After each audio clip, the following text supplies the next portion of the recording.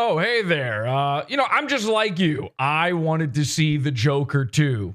Or actually, according to the box office, I'm nothing like you because I wanted to see the Joker too. I don't know why. I never even saw Joker 1 because I knew that was garbage. Just a rip off of those like much better movies. Really a bad idea to just remind people of the much, much, much better Martin Scorsese movies that you're ripping off by literally putting the guy from them in the movie, but whatever.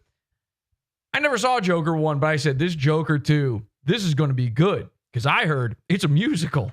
So I was going to go see it. And then right before I saw it, I got spoiled. And I think everybody did. Maybe this is why no one's going to go see it, is because I found out from Twitter, the internet, everybody's abuzz about this, that the Joker gets brutally raped in the movie. Which a lot of people seem to find funny, but to me, that seems horrible. I never expected the Joker to go through anything traumatic or bad. A bad guy getting raped, that sounds still bad somehow. So anyway, I went to see the movie. I'm going to give you my review on this movie, but I realized something while watching it. There's something about this. A psychopath, a guy with violent tendencies who dresses like the Joker in a musical involving rape. I couldn't quite put my finger on it, but something about all of that just seemed, I don't know, a little familiar. You should always remember to pick and choose your friends wisely. All right, yeah, the Santa Cruz Joker. Okay, well, anyway, this is Pod Awful. Welcome, everybody. This is the show. This is Pod Awful, and my review of the Joker 2, Folie A Deux.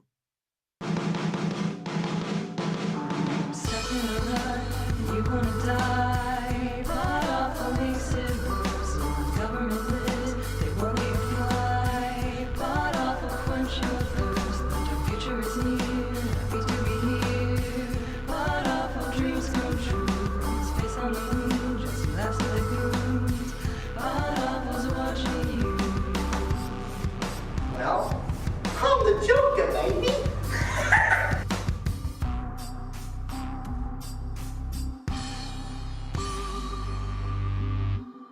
Pod Awful talks about me a lot. Yeah, that's true. Hi, everybody. Welcome to the show. Hi, henchmen.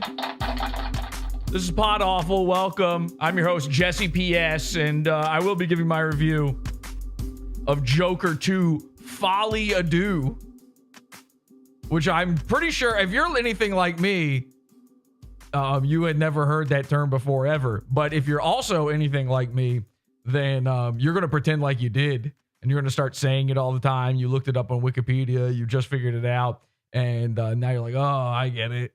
And also, I always knew about that thing. It's just like that time you saw the Breaking Bad episode Fugue State the first time. You're like, yeah, I always knew about Fugue States. Whatever. Anyway, the point is, we will be reviewing Joker number 2. I can't believe this movie even came out. I can't believe they did this. Seems like a joke. And I guess it is. I guess the punchline is that no one is seeing it, that it's made like $0 at the box office. We'll talk about it in just a bit. But Santa Cruz Joker obviously is going to be very important to all of this.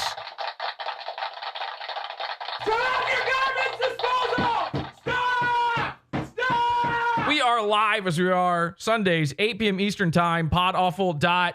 We got the live chat room going on. We also go live on Wednesdays for our premium episodes over on the Pizza Fund. Let's see what they're saying in the chat room. Yes, the Clown Prince of Carbs returns. They're saying in the chat room, H2BH. Cesar Romero and Heath Ledger were the most iconic. Make sure in the chat, you guys tell me your most iconic Jokers. We will be, in fact, I'm going to run a poll right now. Oh my God. I'm going to run a poll right now. Who was the most iconic Joker? Now, of course, on YouTube, the polls only let you do 4. And of course, there's been, I believe, 80 Jokers at this point. So we're going to have to make some tough calls here.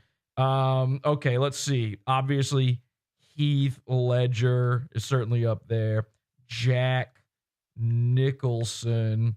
And then you've got Harlan Dale Absher the third or the second. I don't remember. I think it's the second. And then, which is just junior.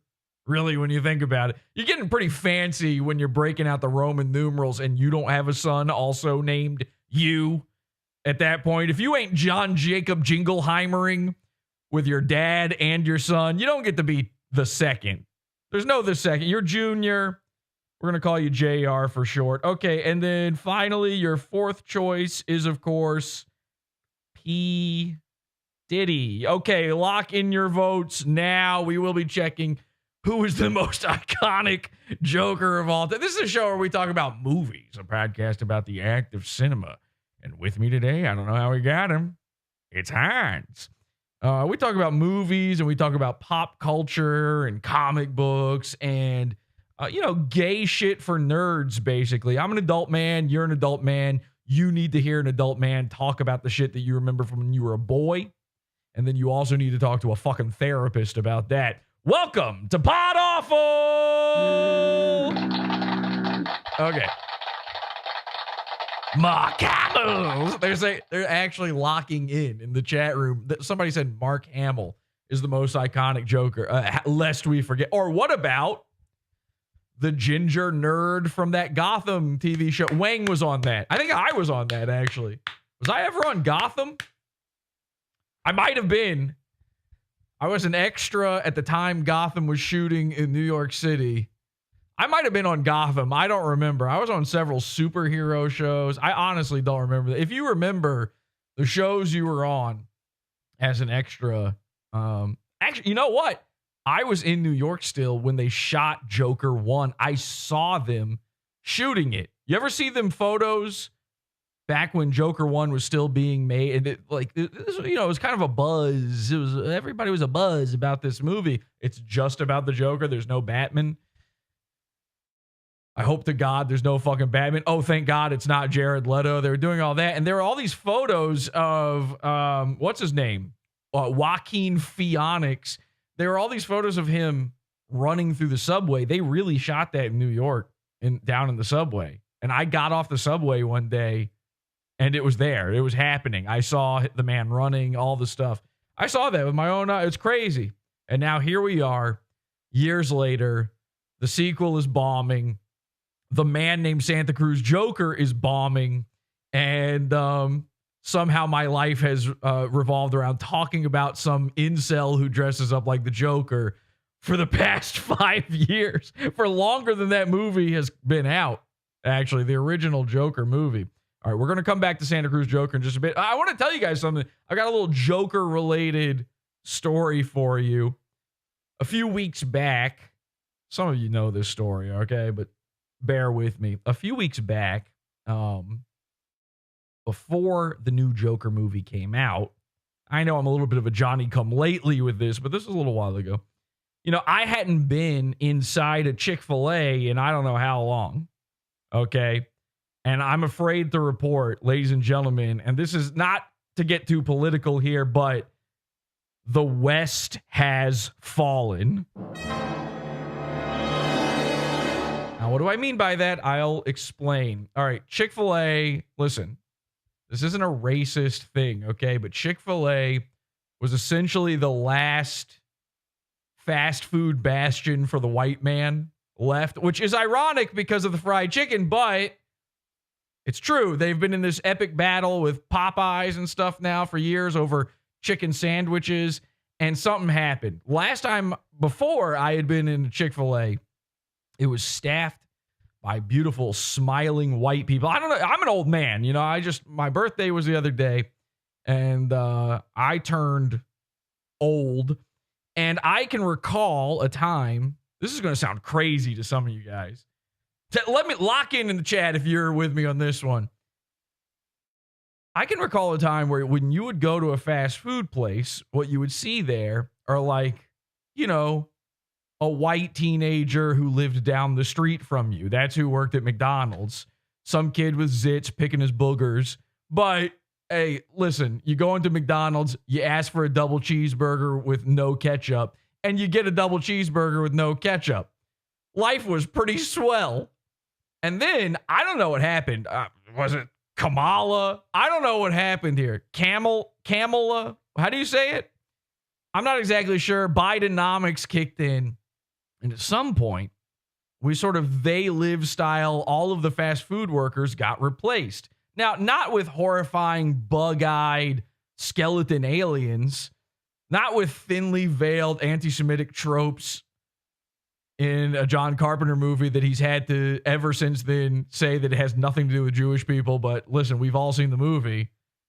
We're all trying to buy a pair of the sunglasses. Not with these horrifying bug monster zombie people. They've been replaced with brown people. Now, there's nothing wrong with that, you know, theoretically, on paper. It's a lot like the DARF problem at YouTube, okay, that we've discussed. I got no problem with it on paper, but in action, it gets bad because it used to be I would go, and this, I think black and brown people will actually enjoy this thought that I'm having. I used to go to Chick-Fil-A to be served by my white slaves.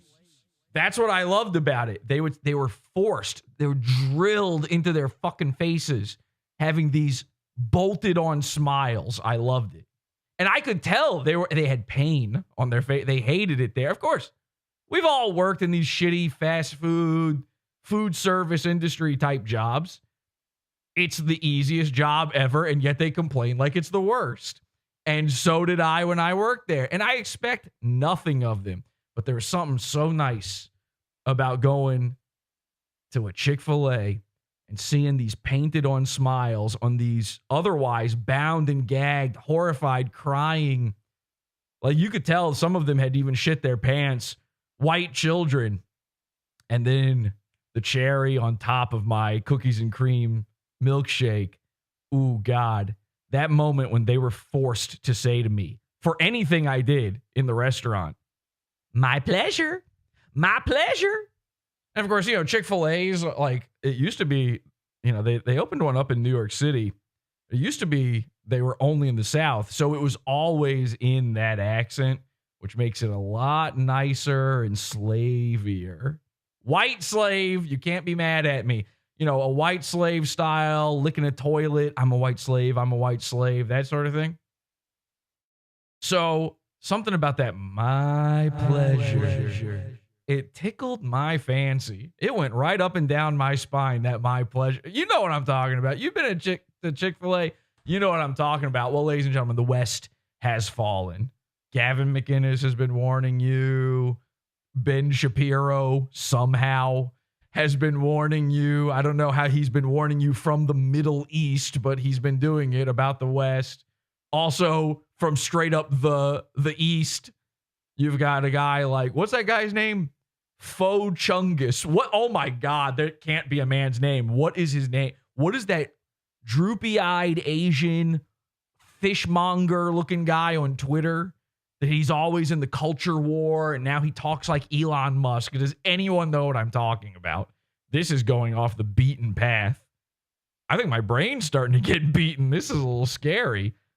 Why do I think this man's name is Fo Chungus? That cannot be a real human being's name. It's like something normal, probably. It's like a normal man's. Does anyone have? I cannot continue until I know who I'm talking about. It's a guy, huge Twitter account. He pretends he's friends with Elon Musk and now he talks like him. Ian Miles Chiongus. They're saying in the chat. Thank you. Holy shit. I'm losing my mind. I thought his name was Fo Chungus. Okay, so why was I even... Oh, he keeps warning you about the West is falling, even though he lives in, like, Manila or something. And that might just mean an envelope. I don't even know. So, the West has officially fallen. I go into this Chick-fil-A. There's not a single white slave there. Okay? Now, when I first walk in, I don't see a white face. I start getting scared. I'm not going to tell you where this Chick-fil-A was. I was in a random location. So maybe it's just this one place, but it's still scary for me. Now, it was like a bunch of black people. I don't want anybody to get the wrong idea. I wasn't scared that my chicken was getting washed. But listen, if you aren't white and maybe not American, you're not going to understand what I'm saying here. So please understand, this is in no way racist, okay? And I'm not like Christian, but there's just something nice about, you know, a nice white smiling face serving you food with a pained expression on their face while telling you my pleasure. And you can hear them grit their teeth when they do it. It's just, and you guys should understand that as well. And then something nice about it not being open on a Sunday, you know, again, not religious at all, but I'm like, I don't know, this is feeling like maybe we could colonize. I don't know, maybe we'll find a new place to go colonize. What about Mars? I don't know, there must be an island out there we haven't, you know, an uncontacted tribe that we could just show up and ruin their fucking next 500 years. Something about it. It's just nice. So you go in there. Now, it's not black people working. There's like a couple black people working there. You know, there's always 500 employees at a Chick-Fil-A, and nobody goes inside. They're just going through the drive-thru. So most of them are outside, so it's scary looking. You know, they're in the parking lot congregating. You think a knife fight's about to break out. I go up to the counter, and there's these two people behind the counter, and these are, what do they call them? It used to be POC. I think now people are just calling them brown. You know, all right. These are UPSs, if you catch my drift. And they are all on their phones. And I gasped and I was horrified by what I saw. It's like, what are you doing? You need to be pretending to work. Push a mop. You got time to lean. You got time to clean. That kind of thing. This one, I'm now sweating, desperately looking for the white manager. He's got to be here somewhere. There has to be somebody in charge. Nothing. Not a peep. I was terrified. So I made my way up to the counter. And about 15 to 20 minutes later, the girl looks up from her phone and goes, "Oh, yeah, what?" I'm not joking. She said, "Yeah, what?" She didn't say, "How can I help you?" She said, "Yeah, what?" And as my heart crumbled into tiny little glass shards inside my chest, I sheepishly told her my order, okay? And I'm not joking. At the end of this order, after handing her my card and everything, she did not even say, "My pleasure." Hand to Christ. It's a Sunday. You can't lie about Chick-fil-A on a Sunday. So I didn't know what to do. I knew I was in for a world of hurt. And if you're not understanding the point of this story so far, here's the only issue is, I don't know what it is, but you're not going to get your order right if there's no whiteys around. There's got to be one. There's got to be one guy who holds it all together and is like, no. No, so hey, he didn't say chicken nuggets. Okay? He said strips. And he's got to pull everything together. That's it. You just need one. Now, the corner of my eye, I see it shining like a beacon. It's the Great White Hope. And I go, oh, it must be the manager. And he's talking up a storm to all of the UPSs in the back there. And I'm trying to focus in on what's going on with this guy, because I need to know, does he know they're on their phones on the clock? This man's clearly in charge. He's an older white man. All right. A little disheveled, but he's clearly the oldest guy there. He's got to be the guy in charge. Meanwhile, I start getting distracted because the woman who's just taken my order is giving me the wrong size drink. And I paid for a larger drink and she's giving me a smaller one. And I'm trying to decide, is it even worth it? Because clearly this shit is not this bitch's pleasure. And then on what I thought would be maybe the worst day of my life, and here's how this all connects to the Joker, something amazing happened. God shone upon me this day. It turns out that beautiful white man back there, he was no more useful than anyone else in the restaurant. In fact, And this is where I learned something this day, okay? Maybe I am a racist. Maybe I'm wrong for thinking the way I think, because he may have been even worse than every other worker inside this Chick-fil-A. Now, Chick-fil-A officially is done. It's over. That was it. That was the last restaurant. You know, again, it has nothing to do with the Sundays. It doesn't even have to do with them hating gay people so much that they somehow give to charities that kill gay people. I didn't even know that was an option. This is what I heard. Like 10 years ago, apparently Chick-fil-A was giving to murderous homophobic charities. It doesn't even seem to exist anymore. Now, you should have known something was up with Chick-fil-A, because the guy who owns it, as much as he hates gay people and loves this Jesus guy, he really seems to love kissing black people's feet, which I get. Listen, you give him that one. It's a pass. You go, he sells fried chicken for a living. Okay, I get it. But he's like sniffing and kissing these black people's feet. Look it up. There are videos of this. He's licking their feet and stuff. He says, no, I swear to God, this is what Christ would do.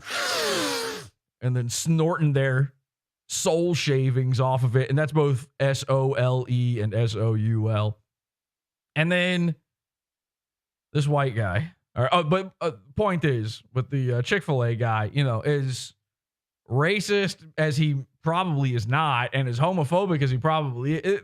You couldn't have seen this coming. Chick-fil-A was the last bastion. And so it's all over. And so I'm looking at this white guy for hope, and I hear him finally. Now I can hear. I've now zoned out on the girl totally fucking up my order, and I'm zoning in on white dude over here. And he's behind the line doing nothing. The girl next to him, UPS, on her phone, doing nothing except trying to ignore white guy. What's white guy talking about? My heart started to flutter.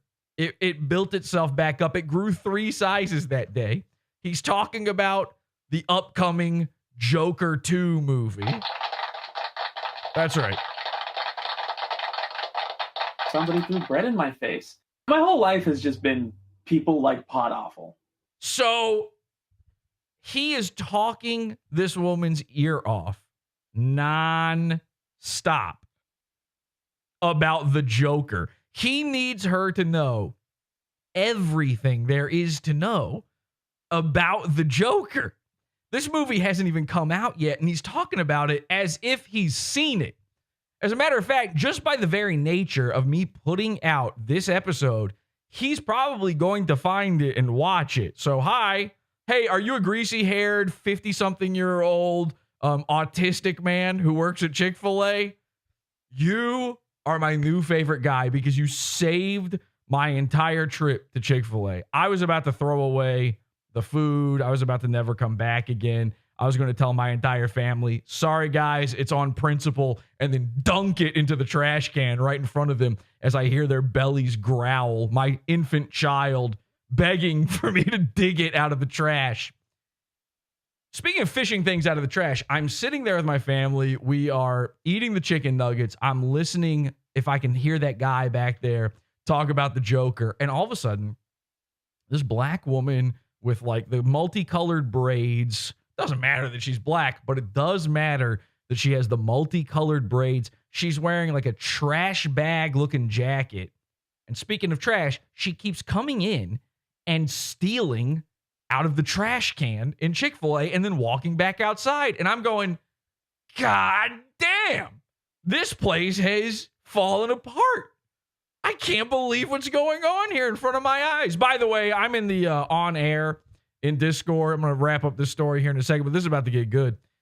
If you want to join me on air, if you want to call into the show, podawful.com/cult is our Discord. You can join in on the call-in thing, and I'll drag you in if I see you. And some people out there, some of you have the ability to just jump in on air. You can just break into my story right now and do whatever you want. So if you'd like to call in, feel free. podawful.com/cult, join our Discord. Okay, so this woman is coming in, and she is stealing trash, is what I'm thinking in my head as I eyeball her. I'm doing the careful look over here, the periphery, just checking in, just making sure that she's not going to come up and start stabbing white babies in the head. Ooh, got to have that delicious white baby head meat, I guess. So just doing a check. It's a vibe check. Hi, Urkowit.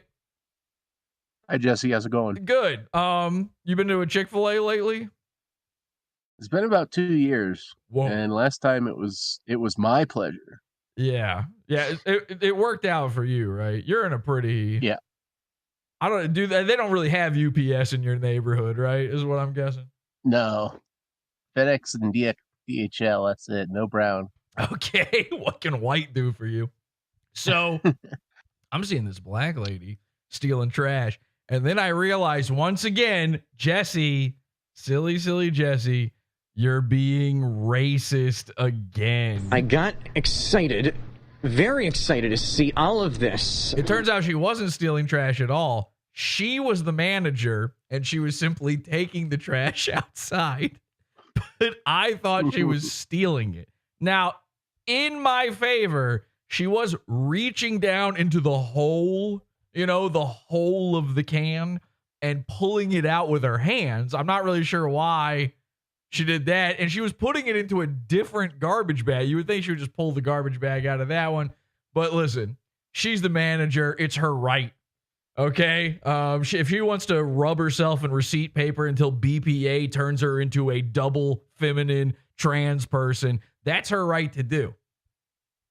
At one point, out of nowhere, this woman, and again, I'm positive she was the manager, she gets blindsided by our hero, autistic Chick-Fil-A Joker guy, one of the Earths. He comes in, beelines for her, and you can tell this is her whole life. Now, she's the one poorly managing this place. She's the one letting these people goof off on their phones. I'm not getting my pleasure out of this. It's always pain, never pleasure at this Chick-fil-A. And when I see this goofball show up and start talking to her, I'm so excited. And, my wife's droning on about whatever dumb things happen. Bleep, bleep, blop, and bloop, bloop, bleep, blop, and bloop. And it all just becomes Saving Private Ryan, white noise beeps behind me. Stop. So I'm tuning her out, and I'm listening to this guy. And he is talking a mile a minute about Joker Folie A Deux to this 40-something-year-old black woman who has no interest. Now, this is something you might not realize. A guy like Urquhart probably doesn't know this. The Joker, they only learned about who he is like a couple years ago when P. Diddy dressed up as him. Okay? P. Diddy introduced to black people the Joker. And now black people, they found out P. Diddy's, paranormal. So now they just assume that's true of the Joker. That's the same guy to them. They have no interest whatsoever in the Joker now. It's a terrifying thing for them. So when this guy, he's doing this every day. Like nothing had the movie hadn't come out yet. So it's not like the movie had just come out and he's bringing it up because, he's going to go see it later that afternoon. He is talking to her about the Joker every single day at work. I watched in real time as this woman was stacking trays at a table behind me. I watched in real time as this autistic man just pulled the last strands of life out of her. And with every strand he pulled, it put new life back into me. It re-energized me. I go, ooh, maybe we got a fighting chance. I don't know. Ooh, we should show up to the shores of Liberia. Just see what happens. I don't know. Let's get in there. Senegal, where is that? Let's start looking it up on a map. We're taking it. That one's ours now, okay? Rhodesia's back, baby. And the earth is flat, not round. So I watched her.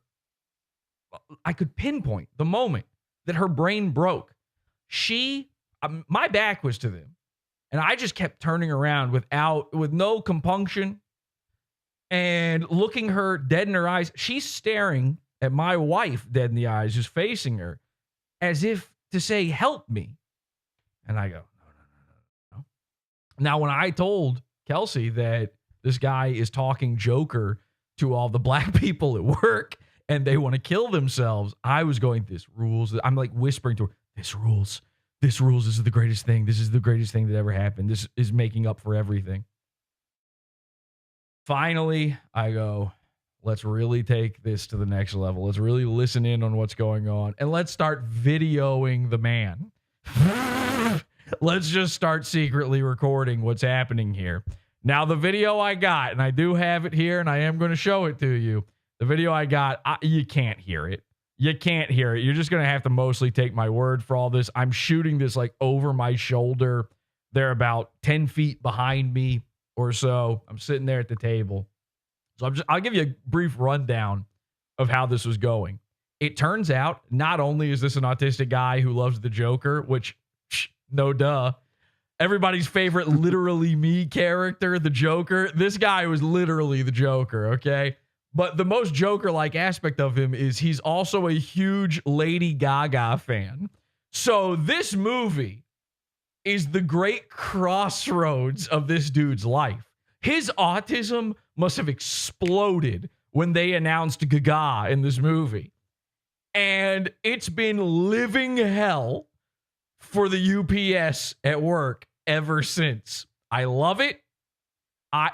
Kelsey heard him say at one point to this woman, who not only does she not know who the Joker is, she doesn't know who Lady Gaga is. She heard him say to her, well, actually, it's actually calling back to one of Gaga's original. And you know, they call her Gaga. They refer to her as simply Gaga. On the poster for the Joker, it says Phoenix Gaga. That sounds like an episode of Pod Awful. It's just me making silly noises while talking about Rufio. So anyway, he's like, Gaga's first album, there's actually a callback to, and he knows every little thing about the woman's discography. He is excited for this movie, but he's a nerd. And nerds will always find shit to be mad about. Hence where we're at with the new Joker movie. At one point, he says to this woman, whose brain has split in twain, who has nothing left, I could see her mentally miming sticking a gun in her mouth. And I was sitting there thinking about that no, my pleasure, and helping her pull the trigger. Oh, let's just put you out of your misery, sweetheart. Sure, I'll be kind on this one.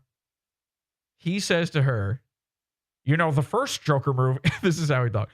The first Joker movie was all about mental health, and the new Joker movie is not about mental health. And I'm like, how is the new one not about mental health? Because the first one was all about mental health.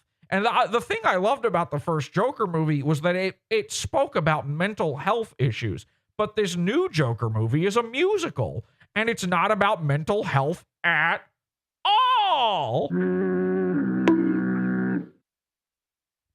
It was in that moment that poor black woman, I started feeling bad for her at this point. A single tear was shed and started floating down her face. Here's the video. This is the man. Let's see if we can hear anything. Maybe we can.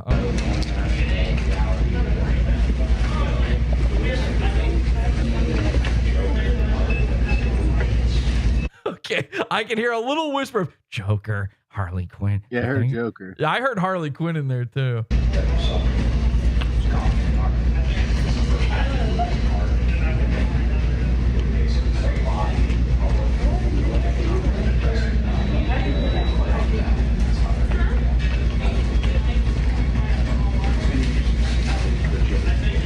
And of course, you can see his greasy hair, the bizarre comb over he's got going on, his pedophile style glasses. I mean, it's just the works. This guy was a hoot. I love him. He said something about Gaga's body of work. I believe that was in there as well. We'll drag Cole in here. Hi, Cole. Can he talk? Let's see. I don't know if I don't remember how it works. All right, hi Cole.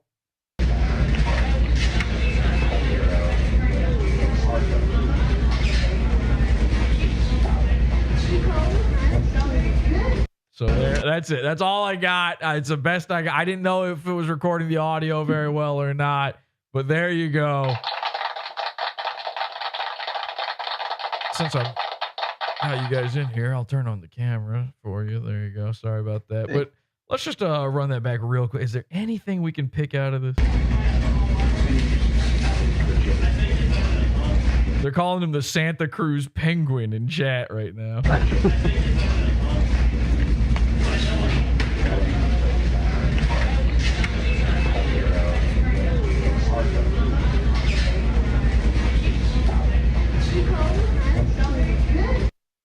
Okay, so I don't.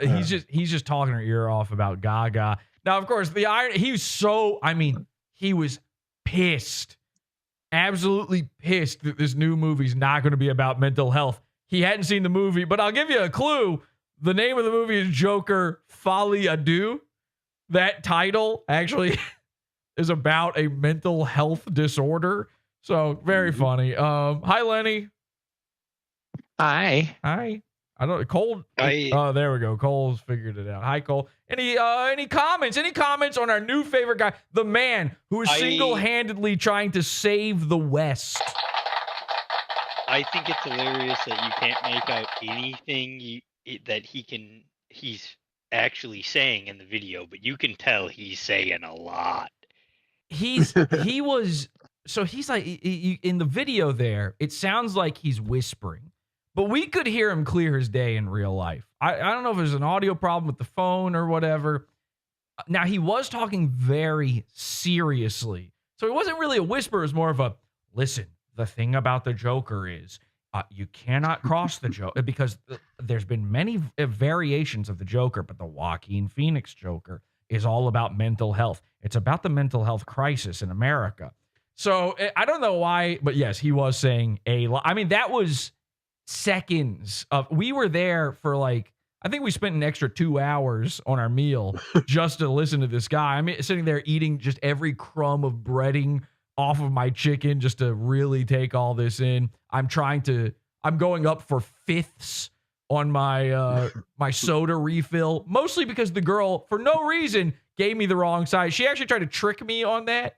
She tried to pull a fast one as if I had gotten it wrong and it was her that was right, even though I'm holding the receipt and I know I ordered it correctly.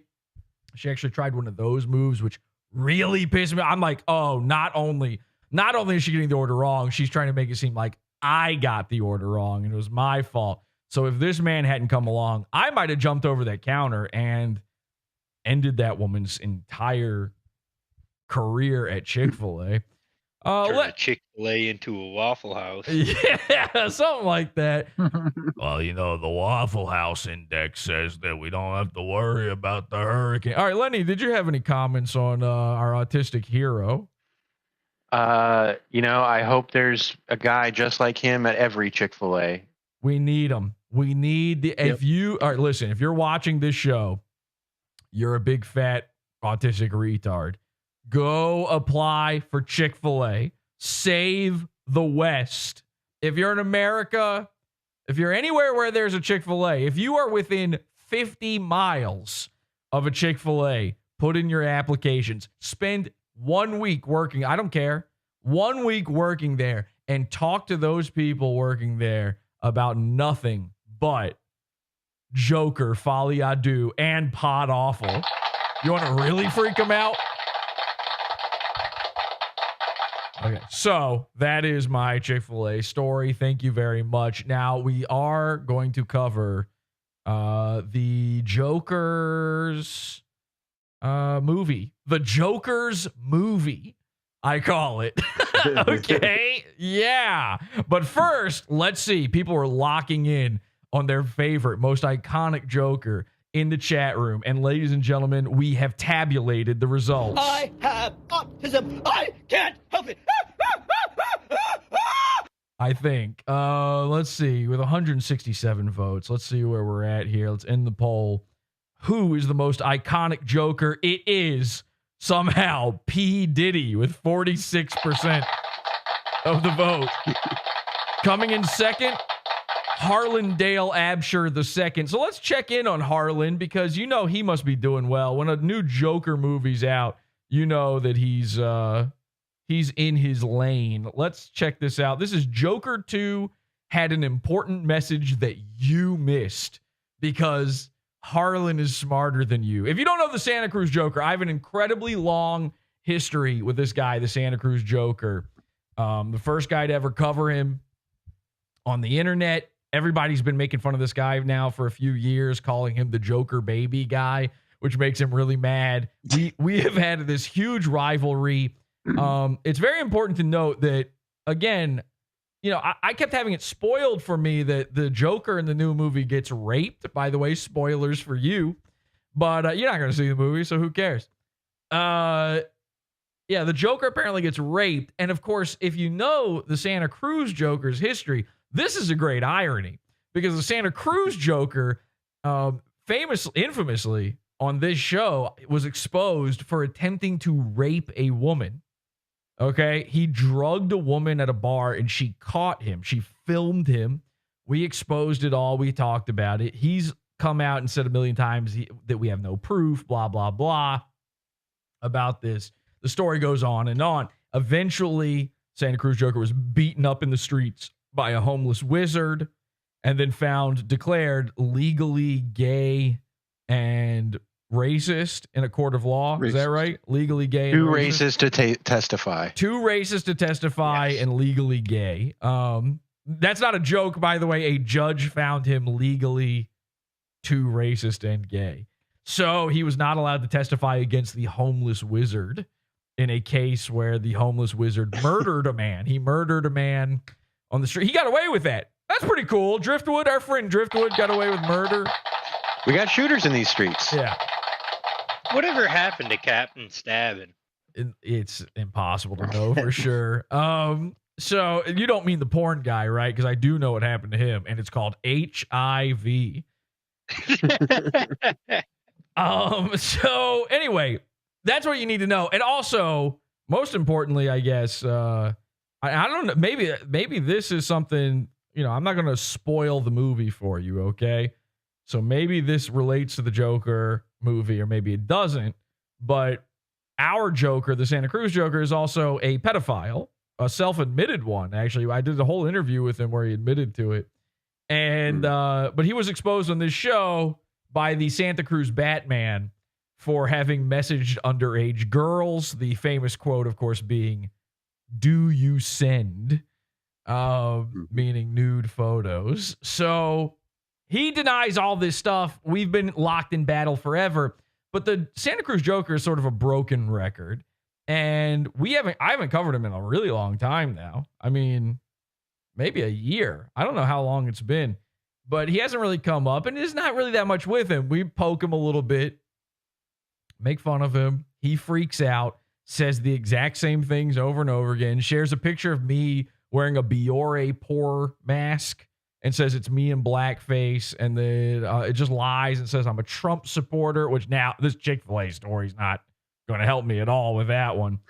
And that I'm a Nazi and all this stuff. Meanwhile, by the way, his dad was a literal Nazi. He had a swastika tattoo on his stomach. I saw on his Instagram today, he was showing a picture of his dad for Father's Day earlier this year.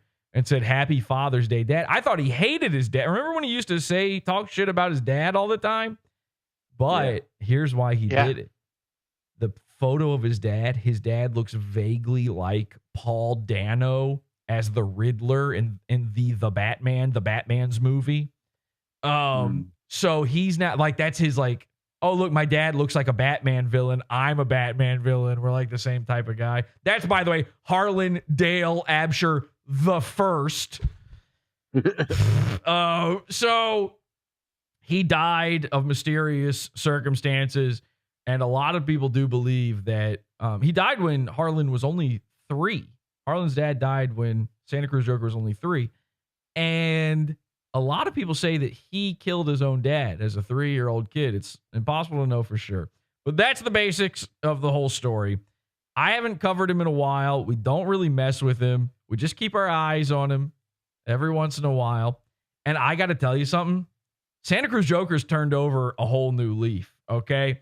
He's trying to get away from the failures of his past as a Joker.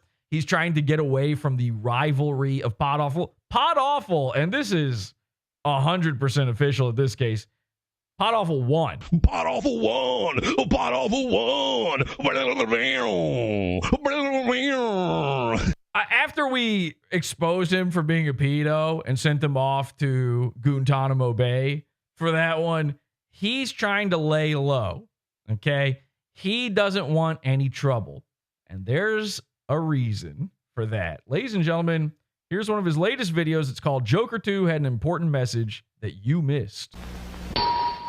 You know, clearly a lot of you don't deal with mental health issues, and it Well, the new one's not even about mental health. I mean, the thing about mental health is... shows.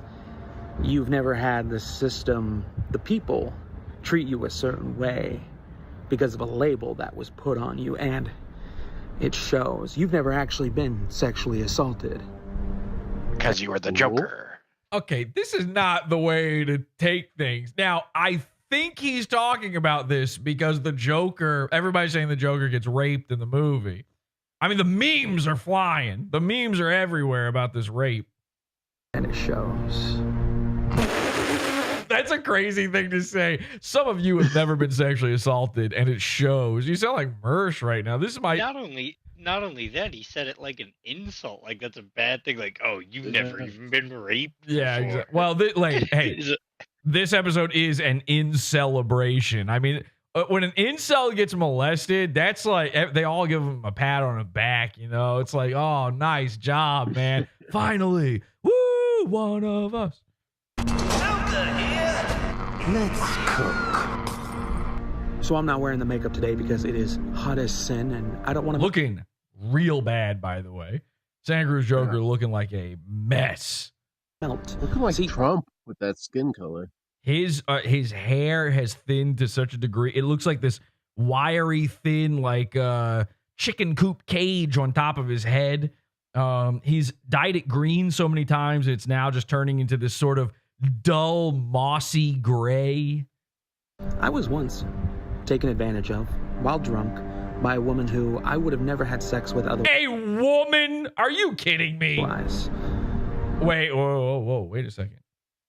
Taken advantage of by a woman he wouldn't have had sex with otherwise? Is he talking about his mom?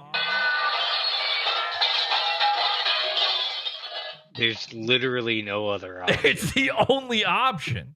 I don't really like talking about it, because there's nothing I can really do. Well, there is something I could do. A reverse rape? Perhaps abuse that person? But I'm not going to. So this is a lie. We see this all the time. I mean, this happened in the last episode of the show. This is now the guy perpetrating the crime playing victim, acting like it had happened to him before. I'm not going to say who we covered, but in the last episode of the show, in the Primo show, last episode, Wednesday show, we secretly covered a guy at the very end of the show. Check out the Primo episode in the Pizza Fun, PodAwful.pizza. And this guy who had very much on the record, arrested for it, victimized somebody before, is acting like now, oh, it happened to me. Really? Because we've known you forever and it's never come up before. Isn't it interesting that all of a sudden the fictional Joker gets raped and now Santa Cruz Joker's been raped too? He just added it to his lore. It's in the comics, it's in the movies, it's in his life. Be too easy. The sex scene in Joker 2, she didn't rape him. He calls being raped a sex scene. Now that tells you everything. I think that's the proof right there. Santa Cruz Joker is basically admitting, I live in a hellhole, surrounded by idiots. yeah. Every fucking day, I have to put up with this shit. Every single day, and it is maddening. Do you think he sounded like when he the garbage disposal was going off? Is that what he was saying to the woman? When he was being raped? Yeah. When he was being Yeah. raped, he was probably saying, "Stop! Stop!" Under false pretenses, she made him believe that she cared about him. And to be quite frankly, Wait. Roll this back. I Hang on. missed that. Hang on. the sex scene in Joker 2, she didn't rape him. She had sex with him under false pretenses. Is he talking about Harley Quinn? Is he talking about Gaga? Have you guys seen the movie? Has anyone here seen it? No. Okay. No. He's talking about Gaga. She made him There's a scene where Gaga and Joker have sex. believe that she cared about him. Doesn't he? I've only seen the Twitter stuff. Doesn't he get raped in prison? He gets raped by a bunch of cops. He gets gang raped by oh my God. Harlan thinks that when everybody says that the Joker got raped, that they're talking about him willingly having Harlan is such an actual incel that he's like, no, you guys don't get it. That wasn't rape. That was sex. He is such a rapist, a mental rapist, that he's like, no. He's having to defend. Listen, in the scene, in the actual movie, there's no question whatsoever on whether or not it was consensual. Now, a little bit of the movie, this is a little bit of a spoiler, I guess, but sort of the twist in it is that Harley Quinn is no longer interested in the Joker whatsoever by the end of the movie because he decides to stop being the Joker. So he's now writing it, and he sees all these memes about the rape. He's seen the movie. He has seen the movie, and he still doesn't get this. He completely missed the part where a bunch of dudes drag the Joker off into a jail, say, rip all his clothes off, and then the Joker comes back. They throw him into a room after it, a padded cell or whatever after it, and he's pantsless and wearing brand new underwear. Okay? And at no point did that light up in it. Joker lives such a horrifying street person life. By the way, he lives inside, but all of his friends are homeless wizards and a banjo man. And his life is so abhorrent and so horrifying that was like a Tuesday for him. And he's so mentally raped, which, by the way, a lot of that is my fault, I guess. I've been living rent-free in his head for years. In fact, I pay even less rent than he does, and I'm pretty sure the taxpayers pay his rent for him. He's so mentally raped that he thought everyone meant that the obvious consensual sex scene was the rape. He's now, this is the thing you guys missed. This is the guy who's putting it all together. And to be quite frankly, that's happened to a lot of men. It's happened to a lot of women. But it ain't. Yeah, there's one named Missy who you tried to do it to, actually. Rape. When you tried to roofie that woman? Willingly put his dick in her. The sex under false pretenses, does that cover like a girl thought she was gonna have a drink, but instead she passes out and ends up in the Santa Cruz Joker's bed? It's something like that. Yeah, in fairness to the Santa Cruz Joker, after he drugged a bitch and dragged her all the way home and put her on his bed and started taking her clothes off, by the time she woke up, he was like, you know what? I'm not even interested anymore. And it didn't happen. So it's not technically a rape. He wanted to. And he nutted in her after like 5 pumps. It was a very awkward scene. And by the way, that's now been added to the lore as well. He just downloaded that DLC to his programming. It didn't help that most of the audience was like young women who wanted to see Lady Gaga. So it's Joker and Gaga, young Gaga fans watching the Joker together. He's in the makeup too. When he goes to see the movie, he's in full regalia. Well, and it's like, I thought he was going to say young women to see Joaquin. But if they're young women to see Gaga, how young are they? Really young. And why is Harlan watching the young women in the theater? To make sure they're having the appropriate reactions to the movie, or else he's about to pull a James Holmes, obviously. Oops, looks like this movie theater just teleported to Aurora. But this is not the movie you were expecting to see. But yeah, when you have a label put on you, the world treats you a certain way. And you gotta remember, this movie takes place in the 1970s. By the way, you got a label on you, Joker. Retarded. Late 70s, early 80s. It's the mid 80s when the movie takes place, so he doesn't even have that right. Like, this is his life. I was about to say this is his favorite character. Like, shit, no duh. He's the fucking Santa Cruz Joker, obviously. It's his favorite character. This is his life. It's beyond favorite character. Every single day, he pretends he's the Joker. He has gone, the only guy who's gone further with this is the Winchester Joker, who tattooed the Joker makeup onto his head. And honestly, until the Joker, Santa Cruz Joker, does that, he's really not in the same leagues. But this is his life. This is his whole steez. And yet he doesn't know anything about what actually happens in these movies. People didn't really treat people with mental health issues very well. It hasn't been up until like the past... All right, how do we get the Joker a job at Chick-Fil-A? 10 years that people with mental health issues actually get treated with any semblance of respect and dignity. You know, we still have people saying that, you know, oh, transgender people are mentally ill and they should be thrown in asylums. You need to... Okay. Now, officially, the Joker says trans rights, by the way. Fucking kill yourself for something. I mean, this is a guy who, you know, will throw a baby off a bridge just to make a man in pajamas whose parents died sad.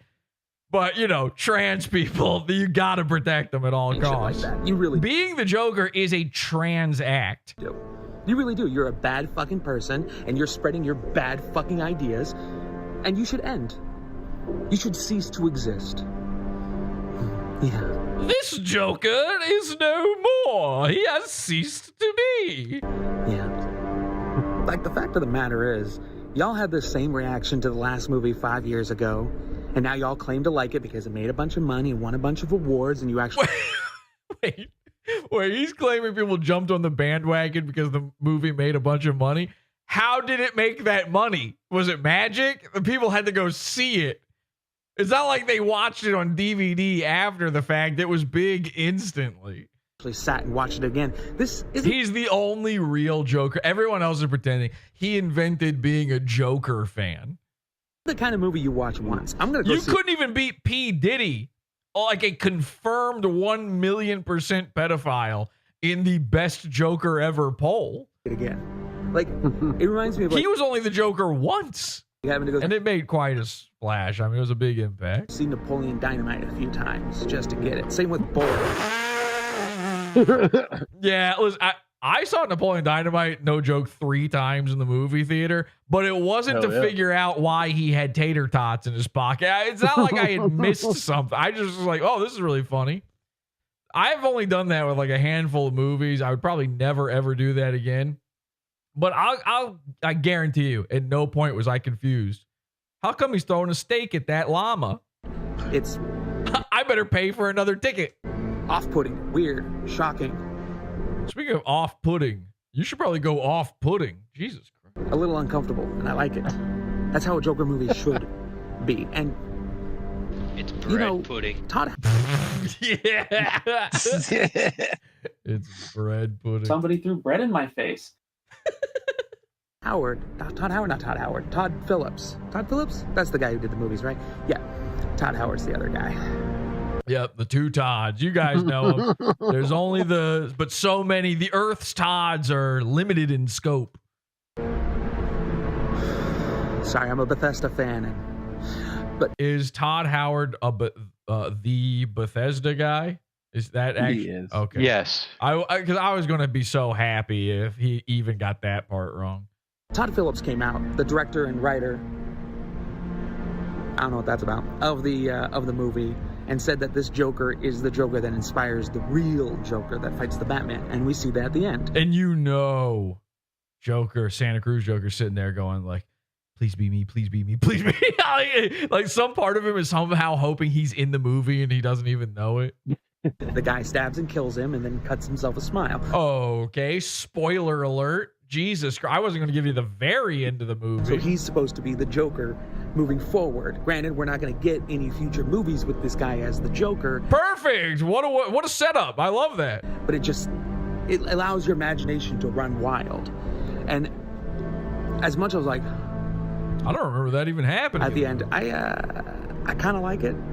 It's just the story of a sad, mentally ill man, used and abused by the system. We got to get Joker talking to the Chick-Fil-A autistic guy. Somehow these guys need to meet. And by people who claim to care about him. His own mother called his laugh a stupid little laugh. Made up a lie about him and thought it was funny that he believed this lie about bringing happiness to the world. She mocked him. That's relatable. Oh, interesting. Joker's got some mommy issues, huh? We'll talk about that in a second. I feel like a lot of you should find that relatable. Bada bing, bada boom, baby. Mock you. Significant others that are only there for their own self-interest. Parents mock you, abuse you, significant others. Again, we have speculated in the past that the Joker one time had a video where a large-breasted woman was massaging his shoulders, but at no other point ever has there been any evidence that he's ever had human contact with a woman except for his mom. So it has been long speculated that he got his mom to put on this Harley Quinn jacket and give him a back rub. You couldn't see her face, by the way. It was cut off so that you couldn't see her face, and never another photo, never another video, but all these made-up stories about her mershing all over the bed, leaving mersh stains everywhere. And didn't he accidentally reveal that he took his mom on a date to see the first Joker movie? Wasn't that part of the lore? Yes. With that one? So there's something very weird going on there. Must be a blessed life you have. Everyone you've ever been with has always just been there only for you, and your parents were so nice and wonderful, and you never had any mental illness, and you never had to deal with the courts. How nice that must be. How privileged you must be. Santa Cruz Joker has never had a job. He steals. He gets government assistance and just still steals from stores because, corporations, man. Like every other video I see about it, it's just some fucking white chud complaining. Did you even get the message? Probably not. That's kind of ironic, too. If you actually put away your preconceived notions and just observe something in its purest form for once in your life, you might actually start enjoying things, because everything is controversial. Everything has a bit of drama behind it. Everything has to have a trailer with a bunch of dislikes and a bunch of discourse and people getting up in arms and angry, and I'm fucking exhausted. I just want to like things. Okay? Like, I like the new Star Wars game. There's nothing wrong with it. The main character is a woman. I don't even think she's a lesbian. She's just a woman. Was that on the... Are we worried about that baby happening? And you people lose your fucking minds. This is why we should be allowed to tell people to their face. Kill yourself. You worthless fucking troglodyte. You bring nothing to this we're world. on YouTube. The woman who shot up the YouTube headquarters was a hero. Okay. But pain and misery and misinformation. Why the fuck you don't respect anyone else? Why the fuck should I respect you? It's like religious people. You don't respect my religion. Your religion doesn't respect people. You fucking ding dong. Hey, you ding dong. Kind of went off message. Yeah, it was a little all over the place. Bada bing, bada boom, though, for that one. That's a big bada bing, and also probably I'll give that one bada, two bings, and boom, boomer doom, guys.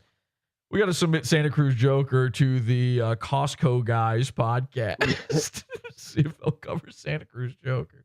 Okay, so Santa Cruz Joker. He's also got a video here called Joker 2 was exactly the movie I needed right now. I want to watch that one as well. But you need to know a little bit of background here first, because Santa Cruz Joker has definitely got some mommy problems, and I'm not just talking about the fact that he might have dated her at one point. It turns out Santa Cruz Joker has maybe very recently, given his mom what she fucking deserves, according to what he was just saying there. Let's take a look at this. Somebody found this. I apologize. I can't remember who found this now, but kudos to the person who found this. If you're in chat, shout your name out, okay? And then I will completely miss it because I'm not reading the chat room at all, and it won't change anything. But Santa Cruz Joker, he's got a long rap sheet. One of our first episodes was all about him going to jail. And so it's not that unusual for him to be found having, robbed the place, petty theft, whatever, drunk in public. But this one caught some people's eye. Harlan Absher, this was just a few months ago, and we had missed it. He was arrested for assault on a person, battery on a person, exhibiting a deadly weapon, not a firearm, which he's tried to claim many times that he has a gun, and it's a little pop gun. So he's brandishing his knife, which he had with his homeless wizard battle with Driftwood. And finally, elder/dependent adult abuse. So ring it up, everybody. I know the Santa Cruz Joker is a villain, okay? I get it. I know he's already a rapist and a pedophile, but mom beater, we couldn't have even guessed. We couldn't have even thought that it was a possibility for that to be on the menu. Now, I will say this. I think we all just instantly assumed, because he doesn't have that many people in his life, and his mom does live not that far away in California, that this was his mom. But the detail here is just elder/dependent adult abuse. So there's actually two options here, and both of them make total sense when it comes to Harlan. Option A, Harlan smacked the shit out of his own mom. Now, of course, the video we just watched heavily implies he would want to do something like that. He seems to think that his mom, who, I've seen his mom, we've done some research on his family, and she looks like a sweet lady. She is actually a social worker. So when Harlan's watching these Joker movies, this is a literally me moment when he's watching these movies. But for some reason, he seems to think his mom was abusive towards him. And maybe, just maybe, it was that, she didn't give blowjobs often enough. I don't know. I consider that abuse. I'm sort of in a domestic abuse situation right now with my wife, as far as I'm concerned. By the way, it lists him as self-employed. Yeah, sure. Yeah. I wish they listed the job that self-employed is on here. He walks around the city threatening teenagers that he's going to stab them while wearing clown makeup. What's his job? He's Ed Gein. Is that the one? Oh, who's the one that's the clown? Is that him? John Wayne Gacy. Gacy, yeah, that's his job. Just check under the foundation of the house. So we've got elder dependent abuse. Option A, mom. Option B, dependent adult. That's code for retard alert!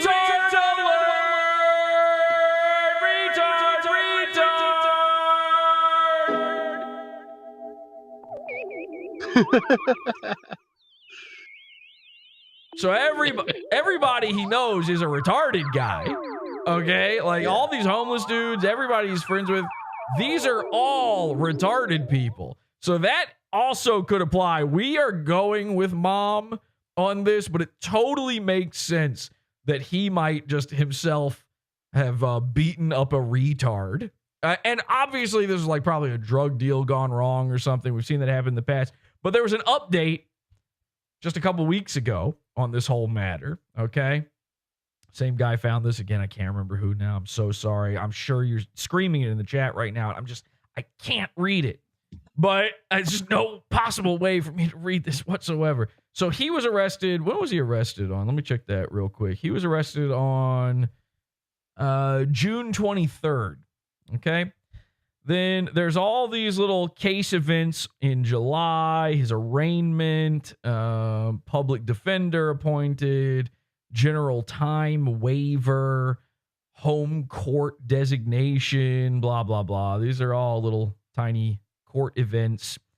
And then you've got his plea. Okay. So when he had his arraignment, how did he plea? Harlandale Absher II, cruelty to elder/dependent. In the case of that, he pled not guilty. In the case of battery, Harlandale Absher II pled not guilty. Now, here's where it gets interesting. On the 25th of last month, he was given a setting for a new court date, okay? And it was determined that in December, so December of this year, December 6th, he will be going in for a mental health diversion determination hearing. Does anybody know what that is? Mental health diversion determination hearing. Essentially, I don't. Essentially, what's happening here is Harlan's going to have to come back into court in December, and they are right now determining whether or not he is retarded. The Santa Cruz Joker has been found legally racist, legally gay, and we are 2 months away from possibly finding out that the Santa Cruz Joker is legally retarded. We are so close. I spent like a good 5 minutes on my butt. Bada bing, bada boom, baby. We are so close to a magical moment here. So I think, by the way, the very fact that they even are doing the diversion. And by the way, what this means is if they find him to be retarded, he gets to get away with beating up his mom or another retard. It's legally allowed. And think about that for 2 seconds. You know, in your heart of hearts, it's totally legal and allowed for a retarded guy to beat up his mom and to beat up another retarded guy. Special ed classes could not exist if this was not a legal exemption. So, mental health diversion determination hearing. I think if you are even scheduled for something like this, you know, you're kind of Fern and Giggy, if you know what I'm saying. At the very least, you're allegedly retarded. You're allegedly ODI'd. I mean, this is getting on the, you know, listen, do you eat the sugar cookies from McDonald's? Sure you do. Of course you do. I'm not saying he's participated in the Special Olympics, but I'm saying he could get bronze. So we are months away from finding out. And this is the real reason the Santa Cruz Joker has not been interacting with Pod Awful. He didn't want anyone finding out. He didn't want people to know that this is going on. And he's having to work on himself right now. He's under strict orders in order to even be free right now. So what's he been doing? Well, every single day, multiple times a day lately, Harlan's been streaming video games on YouTube to nobody. No one shows up. But a brand new thing has happened that is not very typical for Harlan. He's had the chat open. He always turns off comments. He always turns off the chat. You can never interact.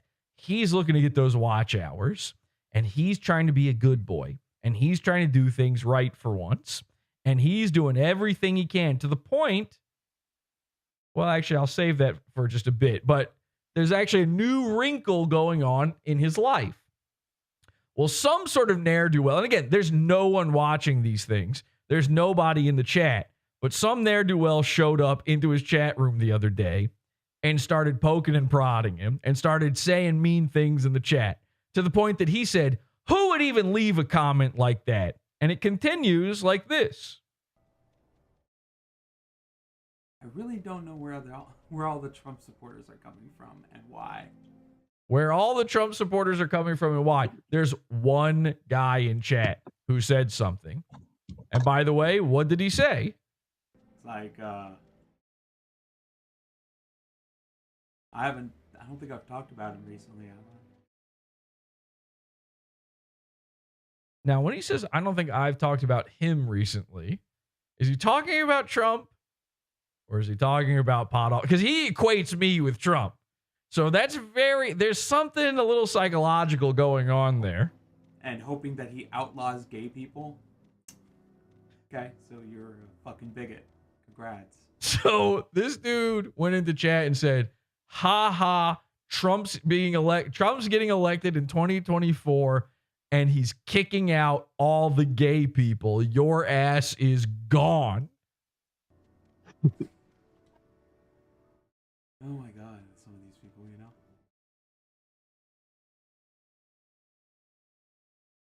I think I gotta go down that way.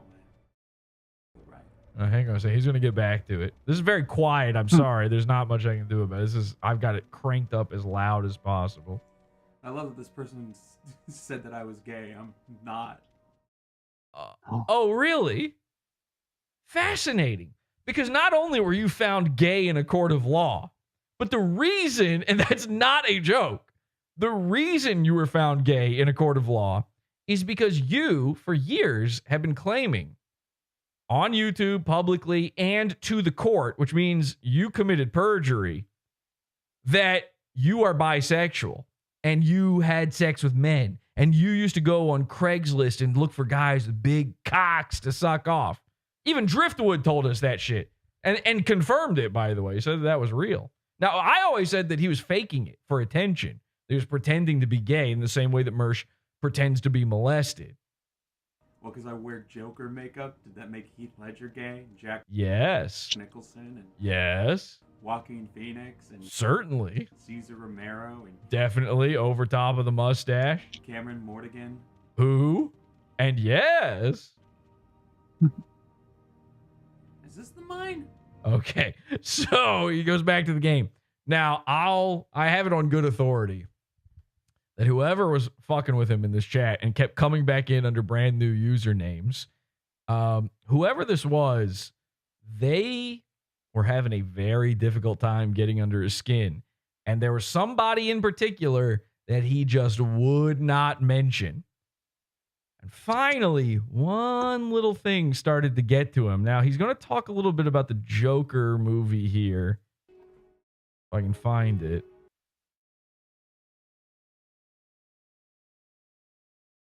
He keeps making all these little faces. He's like shaking his head. The chats are coming in over and over. He doesn't have any moderators. He's deleting every single new chat that comes in, shaking his head and getting upset about it, but keeping pretty level-headed. It's actually impressive. I've never seen him accomplish this before.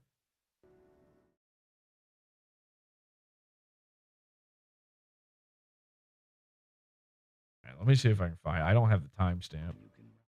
Around here, it's been like 94 degrees.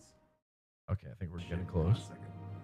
That's bugging the hell out of me. It like finds its way under my armpit. Super annoying. Ugh. Ew. I don't even know what he was talking about, but whatever. If it was deodorant, I would feel bad for it.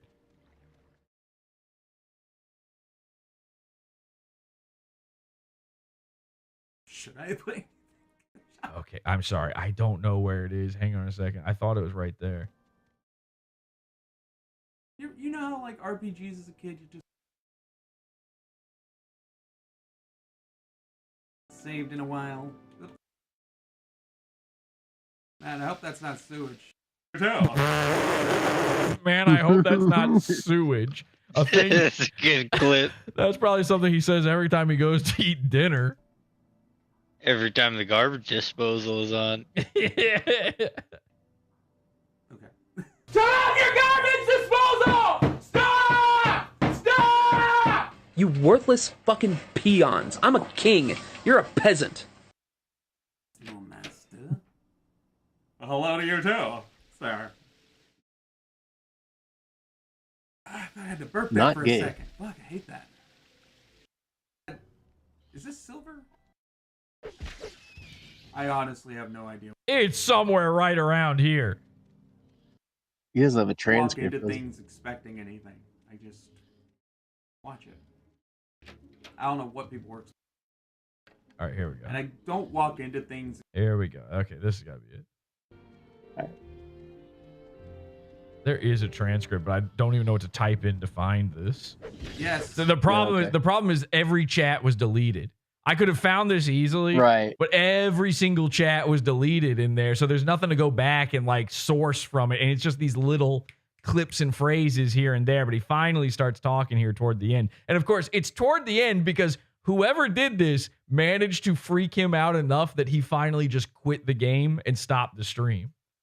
Joker 2, I think, was good, but, you know, I actually paid attention. And I don't walk into things expecting anything. I just watch it. I don't know what people were expecting out of that movie, but... So some guy shows up and he starts talking like he's buddy with Joker. Now, to me, it seemed like it was the same guy as the last time, just under a new name, and this time just saying nice things like, hey, bro, what do you think of the Joker? Also, you're big and fat. And he somehow would ignore that second part every single time and read the good part.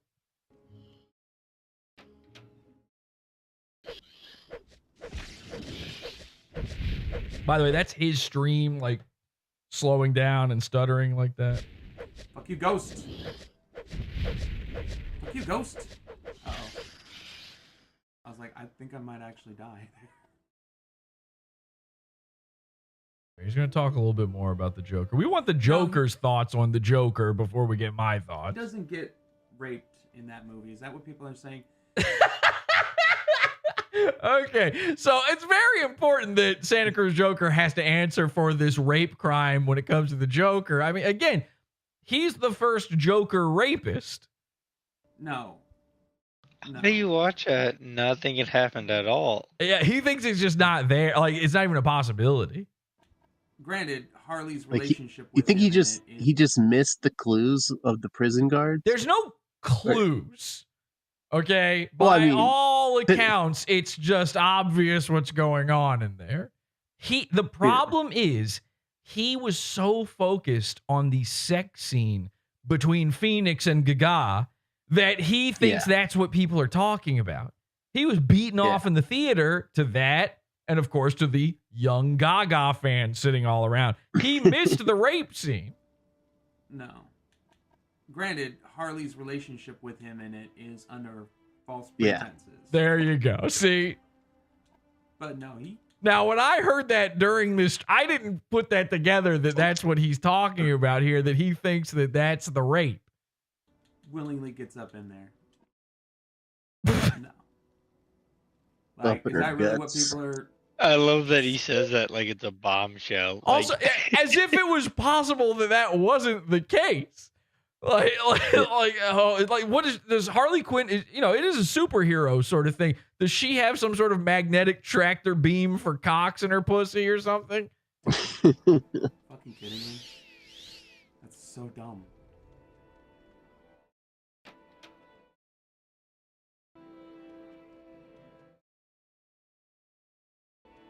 And he's just sitting there thinking about this. He's reading the chat. Like, it's just so stupid. Hey, I cleared out your ghost problem, by the way. So that's so stupid.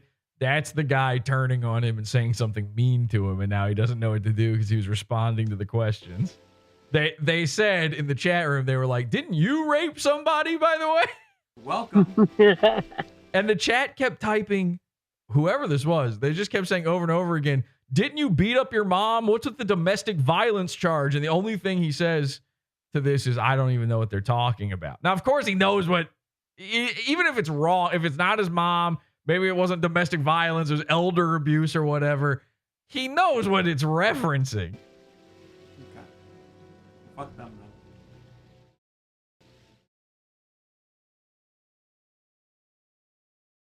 though. No? Her superpower is context. They say in the chat. That's not in the movie at all.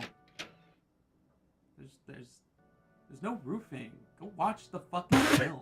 So I said, is there roofing in the movie? No, there's no roofing. What could they possibly be talking about, Harlan? I wonder. Like, You got the movie mixed up with the Blue Room. People? Sit down and actually fucking watch The Acolyte, you know? Sit down and actually watch Book of Boba Fett. Sit down and actually watch Falcon and Winter Soldier. Sit down and actually watch Agatha All Along. All right, you took it too far. Stop fucking listening to fucking retards on the internet. Okay, well, I guess I'll just exit out of this video and also shut down my stream. What the fuck is wrong with you all? Seriously. Jesus fucking shit, Christ. One of the strangest gods to pray to, by the way. Yeah, he's way into Indians.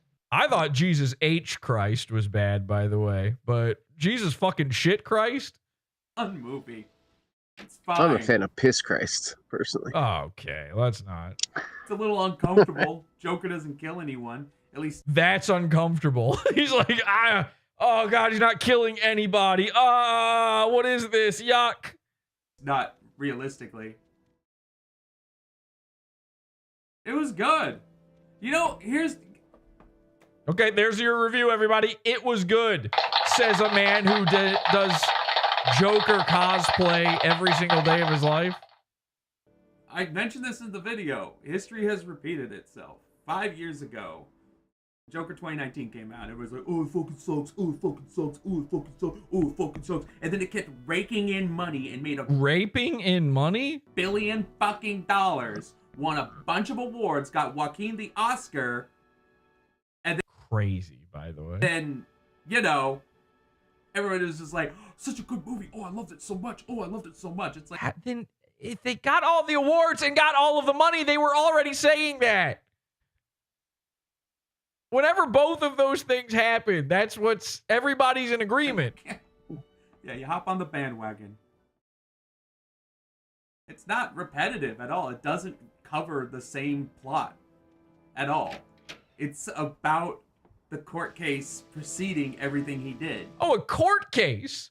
Oh, so it's not just a movie about a psychopath who dresses as the Joker. It's a musical. Remember when he was singing in his live stream? And a guy who rapes. It's also a court case.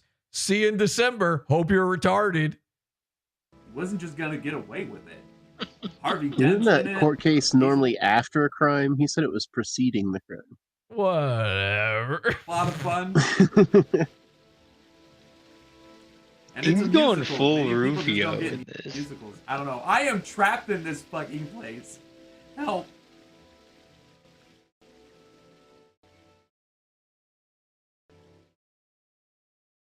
Okay. You've talked to me in real life before. That's cool.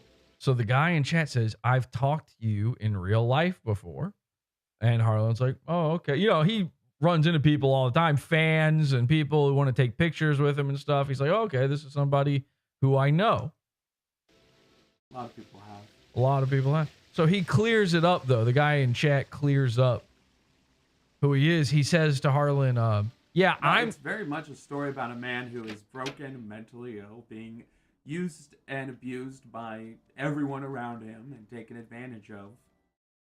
The guy in chat says, I'm the guy who yelled out, hey, Jesse from Pod Awful. Hey, Santa Cruz Joker. I know you, man. That's what the guy in chat says. Nice. Turns out the guy in chat was our hero, the dude who shouted out Pod Awful during Harlan's public beatdown musical. For his popularity. It was Amazing. A high-profile kill. He shot a man on his own show in front of everyone. Like, people give a shit. I don't like how much you're enjoying that thought. And Harley's I can't tell if he's enjoying it or about to cry. Well, it's like so beautiful, dude. The idea of killing a man on his show. He's like, all I can do is brandish a weapon to an elderly person or possibly retard. A brat who wants a piece of it. Which I like. It's different. It's fucking different. And by the way, I'm allowed to say that he's gay and retarded and racist. He was found to be legally those things in court. I pray for all of you who've never read a fucking comic book, because you have no idea. You have no idea. You have no idea how fucking crazy the Joker story is. And Harley's That's a crazy statement. Yeah, okay. Y'all in movies.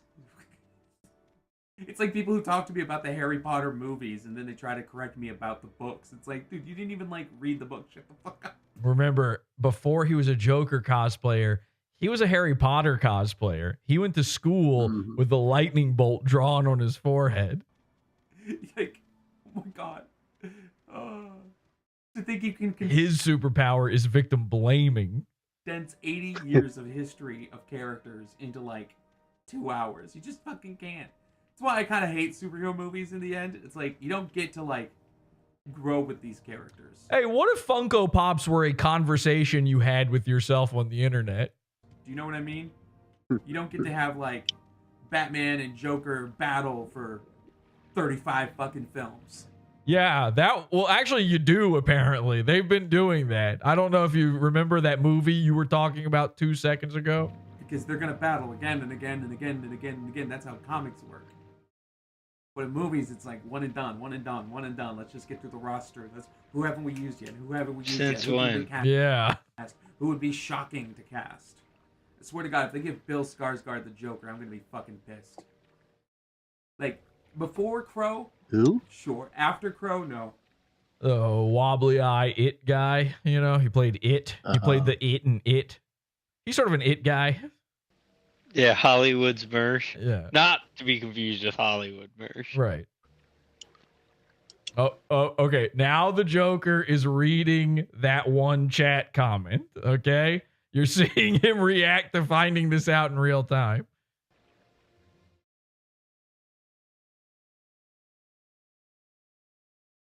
Oh, you were that prick. Cool. Go fuck yourself. Let's watch that one more time. So again, this is the dude who in real life, the Santa Cruz Joker got beaten up by a retarded homeless wizard. And a gay, by the way, a gay for his trans friend who we transed this homeless wizard and his male friend into their own version of Joker and Harley.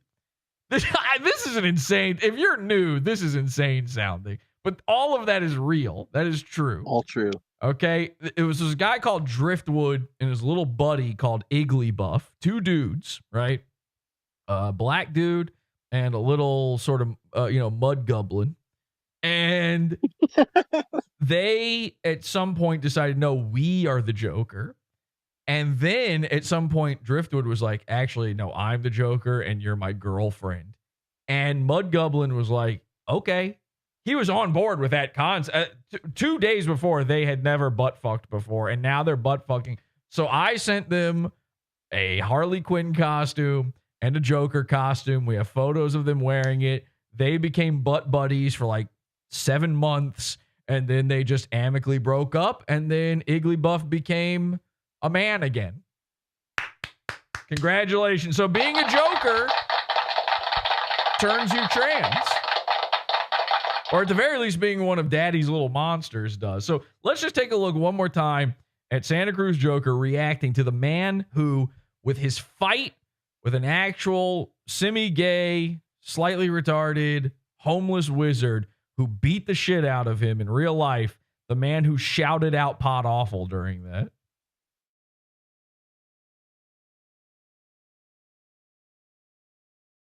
Oh, you were that prick. Cool. Go fuck yourself. Ooh, that little snort there at the end is incredible. That little snort. That is the I'm afraid the bully is about to punch me right in the nose again snort. That's the I can still remember the taste of the inside of my locker. Cool. Go fuck yourself.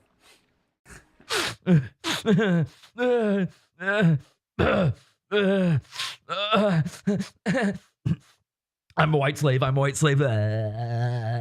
pleasure.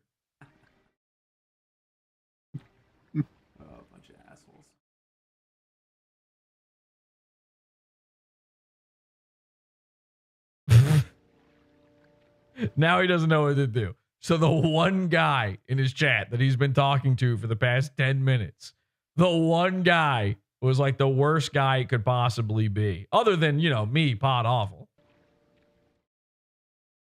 Or I guess Batman. You know, the guy you guys keep mentioning, he doesn't even give a shit anymore. Which was true days ago. Days ago, that was still accurate. We hadn't covered the Joker. But when I found out that this monster, this rapist, this pedophile is beating up his own retarded mother, I'm just going to go ahead and combine those two things now. That way we cover all bases. I had to do something about it. The guy from the live stream that I had to deal with, he doesn't even I walked past him the other day, looked right at him. He looked at me and then looked away. He's talking about Driftwood there. He probably didn't recognize you. He's put on another like 100 pounds. Bringing up fucking shit from 10 fucking years ago. 10 years ago? Can somebody do the math on this? I don't remember when it happened, but I want to say 4. Fucking pre-COVID shit. Get a life. I don't think that's true. You're obsessed with me, and you'll never stop being obsessed with me. And yet, I'm still standing. It's cute. I mean, it'd be funny if it wasn't so fucking sad. Let's go say hi to Vivek before we end this. And right there, he decides to end the stream. That was the final straw. And of course, that man was actually me, Jesse, the greatest guy. Pod Awful's watching you. And I've been all of the people in your chat room for the past like week. Every day, every live stream. I keep sharing.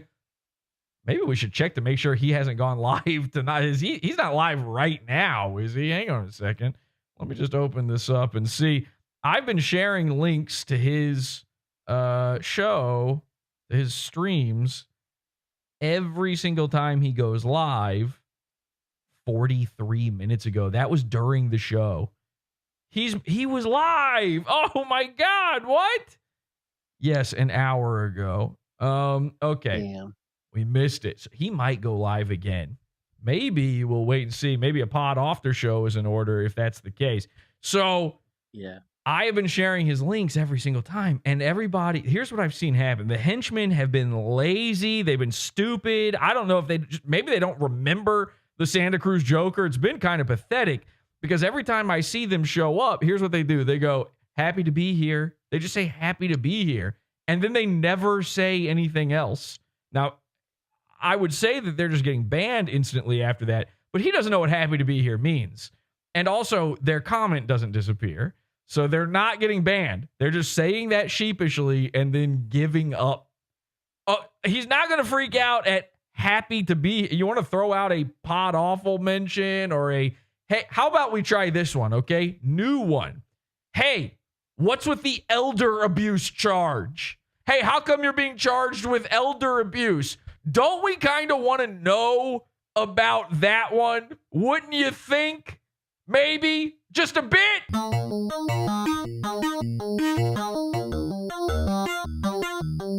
Is this a cult if I ever heard one? Yes, it is.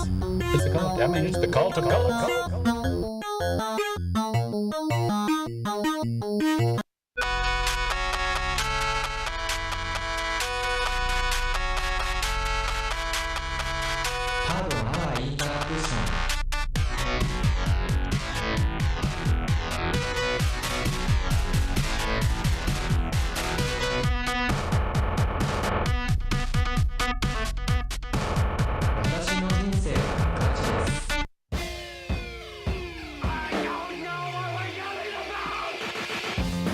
Support the show. Join the Pizza Fund. PodAwful.pizza. Pizza.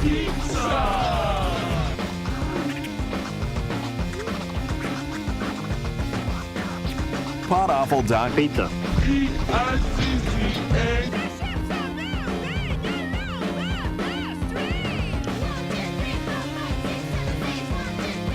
All right, join the Discord, podawful.com/cult.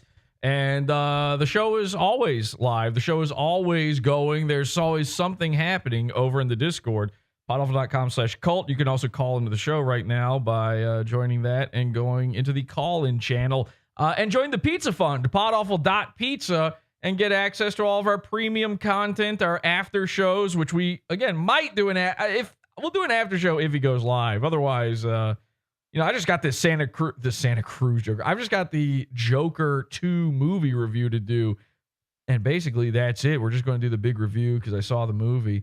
So if he goes live, maybe we'll go into a pod after show. But we've got tons and tons of after shows, bonus shows, premium content for you to enjoy. And, of course, all of the episodes that have not been archived, are not backed up, and are no longer allowed on YouTube. By the way, our archivists, thank you so much to everybody who clips and archives the show.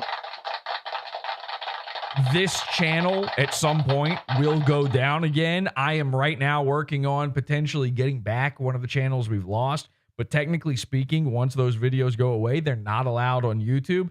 Every single person archiving, every single person clipping is taking a risk by doing that. And we need more people to take that risk. You don't have to do anything fancy. You don't have to think, oh, somebody else is doing it. There's no reason for me to do it.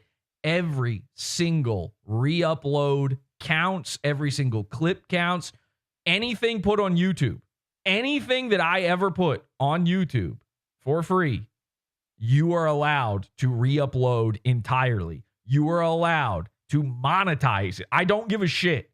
I just want this shit out there, and I want as many backups of it as possible. So if you would like, you can take this episode or any episode of the show, download it entirely, cut it up or don't, and re-upload it to your own YouTube channel and do with it as you please, okay?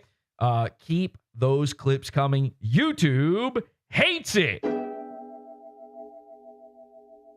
podawful.com/cult, podawful.pizza. All right, where were we? So I got to review this movie, obviously. Everybody tuned in from they keep saying to me, Jesse, this Joker 2, have you seen it yet? I don't know whether I should go see it. It's only made $50,000 at the box office. It's one of the worst superhero movie bombs of all time. Until I know whether Jesse likes it or not, I don't know whether or not I should bother. Should I vote with my dollar on this movie? Well, I'm going to tell you exactly what I thought about it. But first, we are going to play this Santa Cruz Joker video here. It's called Joker 2 was exactly the movie I needed right now. 3 months. 3 months since I stopped drinking alcohol. I've learned a lot in the past 3 months. A lot about myself. Oh, really? The people I surrounded myself with. My family. Oh. And who I can truly call friend. By the way, you didn't holding up that chip is silly. You didn't choose to stop drinking because if I recall, it was about 3 months ago that you got arrested and released after abusing an old retarded person. So I'm going to guess this is a court-mandated sobriety. And it has been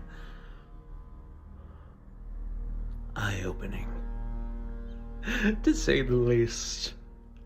You know, I've always found this insipid obsession with Harley Quinn. Yeah, I find it very insipid myself. Now, this is interesting. I forgot about this aspect, this wrinkle of the Santa Cruz Joker's personality. He, for all of his love of the Joker, does not like Harley Quinn. The world has to be quite irritating. You know, the Joker has existed for about 90 years now. That's not even a joke. And Harley Quinn has only been around for about, what, 30 of that? That is a joke. He doesn't need her. Sounds like somebody's a little jealous. Sounds like somebody is a little worried that maybe his guy's being taken from him by a fictional cartoon person. And boy, does this movie prove it. I remember when I was just a wee lad. My father had just died. You murdered him. And around that time, the Batman animated series started up. One of the earliest voices I remember is Mark Hamill's Joker. And being terrified, yet enthralled. And then along comes Harley Quinn. Now at first, she was just a glorified henchman. And over Whoa! Hang on a second. I need that clipped. Hang on. That's a couch gag. first, she was just a... Wait, let's get it a little further back. Now at first, she was just a glorified henchman. And over time, she gained... Oh, wait, you know, I got to put this. I'm going to need this later. I just got to do this for myself. Let me put this on the screen here so we can grab this. Quinn. Now at first, she was just a glorified henchman. And over time, she gained... Okay, and by the way, glorified henchman. He's basically describing Lenny. Gained quite the popularity and fan base. And to be fair, Arlene Sorkin really brought her to life in the most sweetest way. May she rest in peace. Tara Strong, however, sounds super fucking annoying as the character. Margot Robbie was lackluster. And why was everyone so obsessed? Why so serious about this gay fucking thing from when you were a kid? Get over Lady Gaga in the press junket. And then you realize... I wonder, why was everyone so obsessed with Lady Gaga? You know, the super famous pop star who's in the Joker movie. I wonder what the... It's exactly the same in the movie. Art imitates life. You see, I think a big problem is a lot of you don't know musicals. You know, and if you do, you've probably seen like High School Musical or whatever other garbage Disney likes to pop out these days. But I'm talking about musicals. You know, it might be 3 hours long, but My Fair Lady is a good musical. Hell, we wouldn't have Stewie Griffin without My Fair Lady. By George, she's got it. That's... Well, you gotta think, hell, we wouldn't have Stewie Griffin. The greatest thing that My Fair Lady has contributed to society, Stewie Griffin. That's literally, that whole bit is from that musical. It's really good. Just, you know, pause for some bathroom breaks. And me, I like a jukebox musical. Oh, man. You know he pauses for so many bathroom breaks. He's got to put on those gloves and throw them in the floor when he's done. Things a lot easier. I already know the lyrics, and I can focus more on the story. But I wanted more. I did. I wanted it to be bigger and more bombastic. It's the Joker, after all. Except that's the thing. He's not the Joker. We're going to get into some spoilers now. Okay, let's stop it there. This video, I don't want to spoil it any more than I already have for you. This video got me thinking about something. This is my review of the Joker 2 and INCELebration. Harley Quinn pisses off Santa Cruz Joker for some reason. He doesn't fully state it, but I'm realizing something. He's so laser focused in on the sex scene, which he calls awkward, the sex scene from the Joker movie, the Joker 2 movie, that he's thinking that this is what everyone's talking about with the rape. He's so laser focused in on his hatred for Harley, he can't see the bigger picture. Everybody hates this movie. Almost the only people I've seen give this a good review are Low Res and my friend Ryan. And Ryan likes shit. I don't know what happened with Low Res. Apparently likes the first Joker as well. I don't know what happened with these guys, but they both loved the movie. And I'm not giving my opinion one way or the other just yet. I'll tell you my review in just a second. But Joker hates Harley Quinn, but still loves this movie. I think he's putting himself in the shoes of Harley Quinn when he watches her. I think he wants to be with the Joker. I'm realizing he saw the Joker have sex with Harley Quinn, and it started doing things to him. He was found legally gay in a court of law. So it starts doing things to his brain. So how do we break him of this? He's doing a pretty good job. He's staying sober for 3 months, allegedly. He's trying to stay out of trouble. He's trying not to respond to Pod Awful, which we'll see what happens after this episode.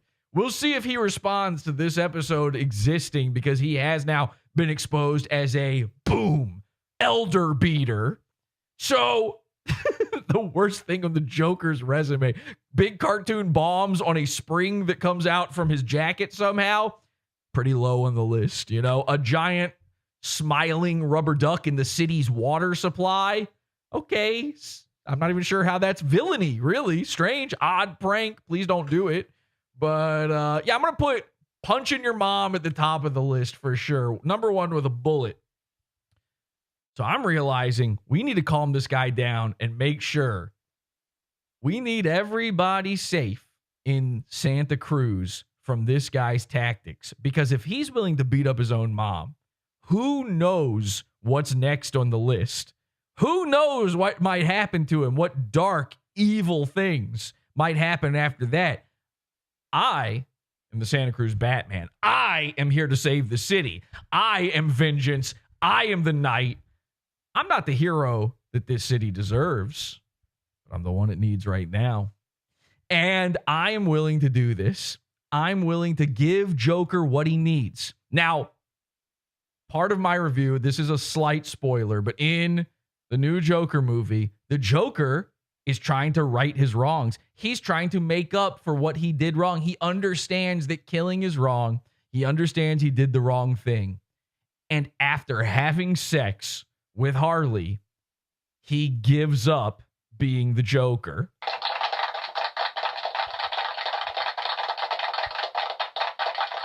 Literally pussy cured a nigga, but something else did happen between those two things. He also got raped by a pack of cops. So it might have been bussy that cured him. I'm not sure. Either way, I think I have the solution. This whole time, I've been saying to myself, you know what Joker needs? He needs his own Harley Quinn. But that's silly. He doesn't like Harley Quinn. He doesn't want to be with Harley Quinn. He needs his own Joker. And I've got just the Joker for him. Ladies and gentlemen, if you don't know her, you're going to very soon. You're going to love her. This is Miss J Joker fan. And much like Santa Cruz Joker, she's obsessed with Mark Hamill Joker. Hey, what's up, everyone? It's me, Miss J Joker fan. Or, as people sometimes call me, the Joker Queen. Now, I haven't been doing very many Joker videos lately because, I don't know, maybe lack of confidence, maybe I've been very busy. And either way, I'm going to do a new Joker impression video for you guys right now. So this is good. Miss J Joker fan needs a little pick-me-up. Isn't feeling too hot about being a Joker anymore. Santa Cruz Joker needs to right his wrongs. She's ready to stop being a Joker herself. Let's get into it. All right, she's working on her instrument. Me.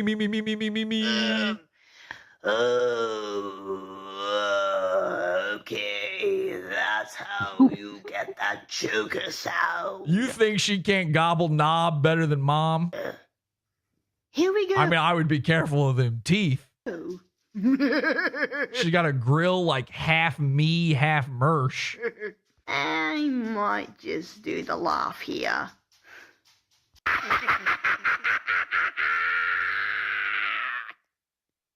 Jesus. By the way, Miss J Joker fan is an autistic female Joker fan from Australia. I know you were confused there for a second. When I said autistic, you already thought in your head I was saying Australian. They are very similar things. They sound the same. They are the same. I am being a little bit repetitive. She's completely obsessed with the Joker. It's her whole life, but she has been feeling down in the dumps. She doesn't get as many likes as she used to on her Joker videos. Oh.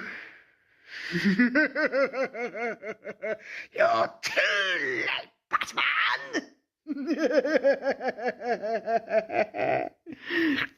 Oh. Oh. Well, that was fun. Who's for Chinese? Okay, so I don't even know what the end of that means, but this is the perfect woman for Santa Cruz Joker. Now let's go to her. Okay, yeah. You know they all say that dying is easy, comedy is hard.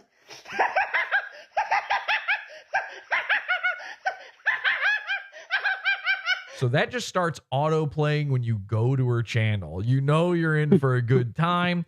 Let me just check her videos here. Well, you know what? We'll come back to that. She does, by the way, do the dress up as well. We got some shorts. Let's take a look.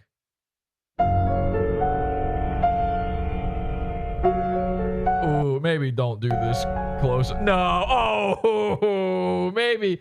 You know what? Save that one for your betrothed, your Mr. J Joker fan.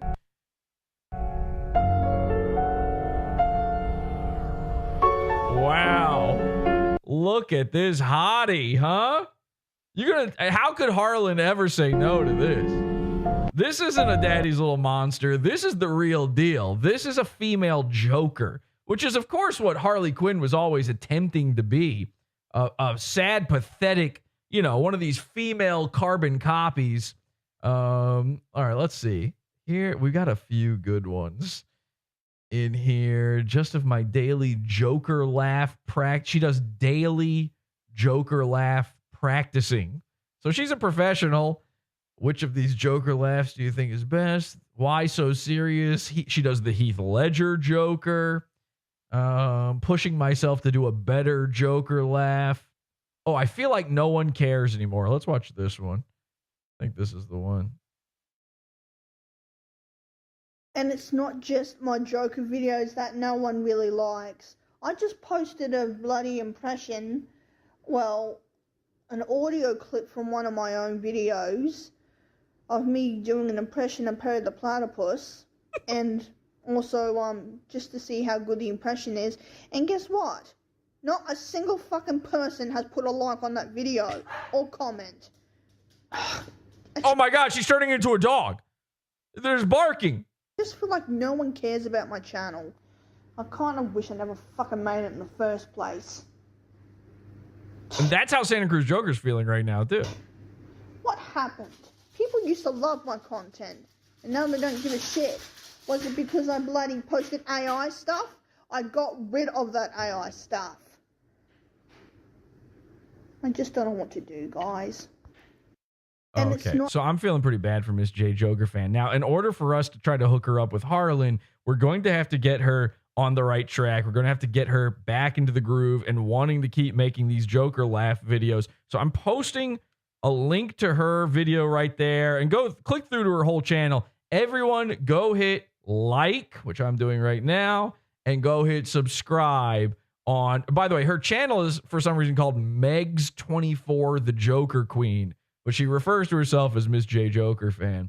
And here's a little something. You thought you'd never see it. Not only do we have a female Joker, not only do we have like the female equivalent to the Santa Cruz Joker, we've got the female equivalent to the I'm the Joker baby guy. She did a live performance as the Joker. Finally, we have something to top I'm the Joker baby. Check it out. Greetings, everyone. This is me, the Joker.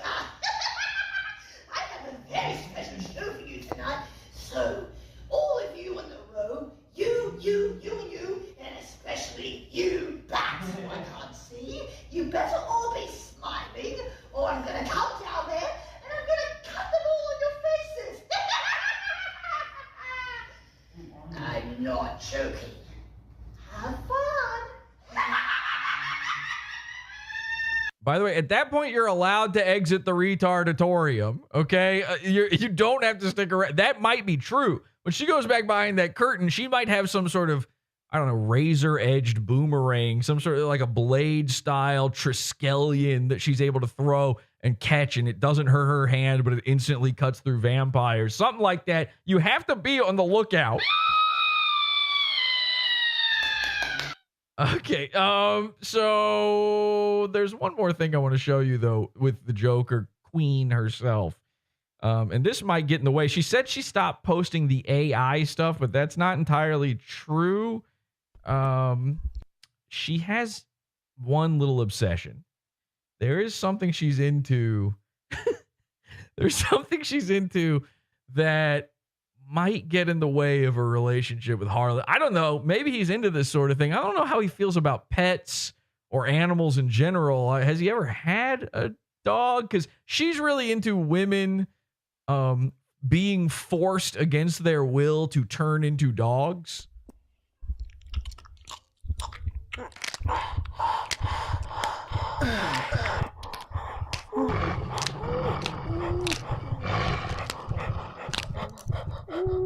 Yeah, so this is AI that she's using to make this woman turn into a dog, but it's her making all the sounds. And this isn't like the only time she does this. She does it a lot. It is her only seeming sexual side. Again, I think a lot of what appeals to people about the Joker is that he's an incel. That's what makes him a literally me character. They don't really like him being sexual. And the only hint of sexuality in Miss J. Joker fan's life is her thought of being forced to turn into a dog. Which apparently involves farting. Just ripping a fat one.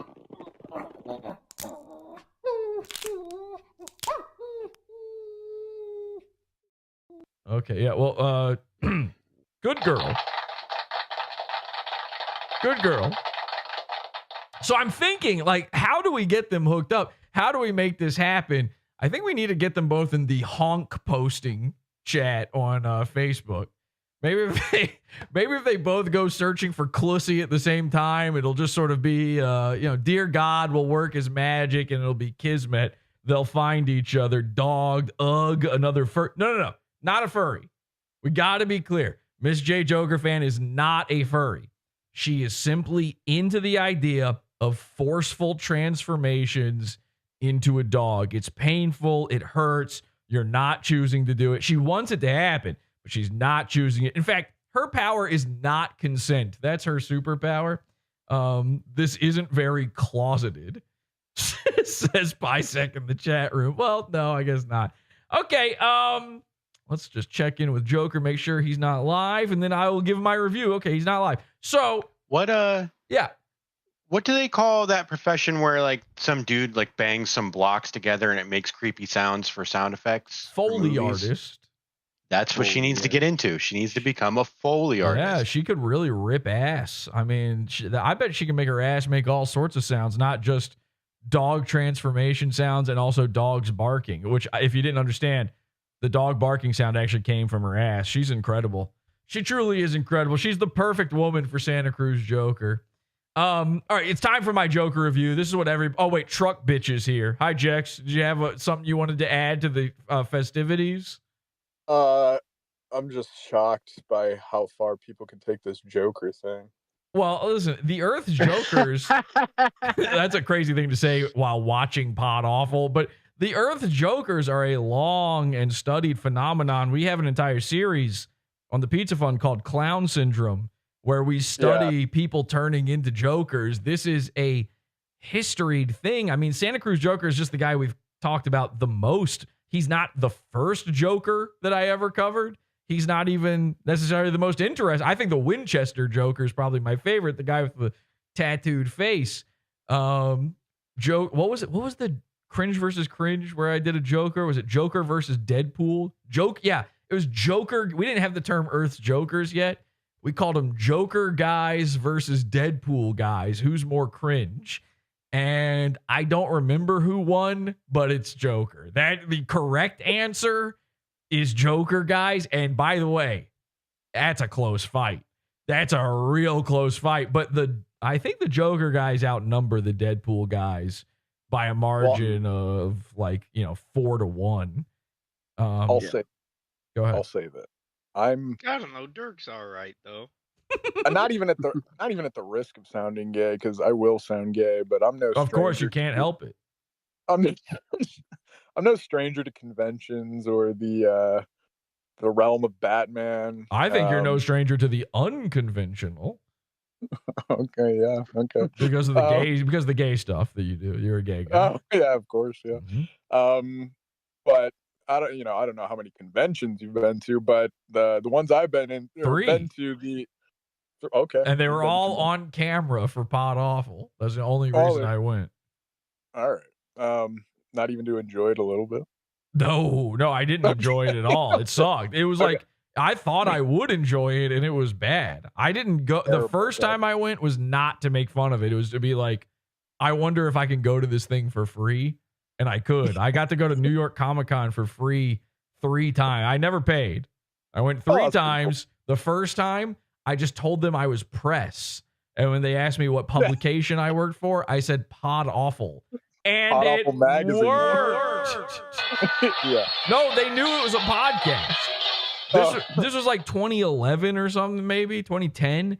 So like, they didn't even know what a podcast was. They were like, "Oh, okay, you got a show and people listen to it. All right, sure, yeah, you can come for free." And they gave me a pass, and then it worked again the next year. And then I didn't try to go again. And then years later, I went again with David Ray Martinez, the old co-host of the show, who's a big black guy, and he's a little nerdy, but he doesn't want to go to that shit either. He just thinks that's, to him, a Comic-Con is like, a 90s Chick-Fil-A. It's just a white people convention. Of course, in New York, that's not true.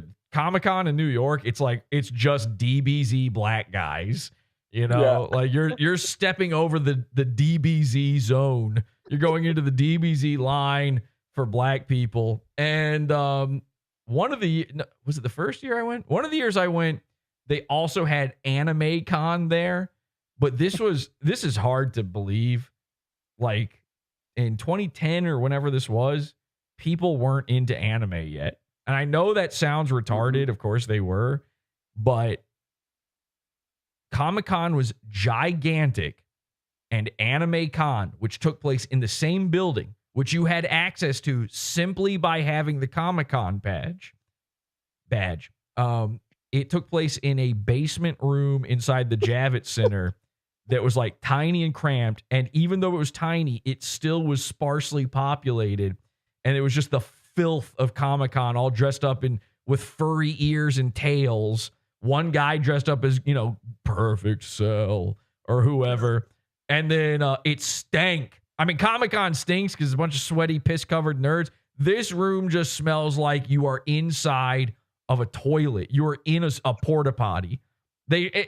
For a second, I thought like, oh, this must be where the bathrooms are. I actually was looking to take a piss, and I found Anime Con. That's how I got there.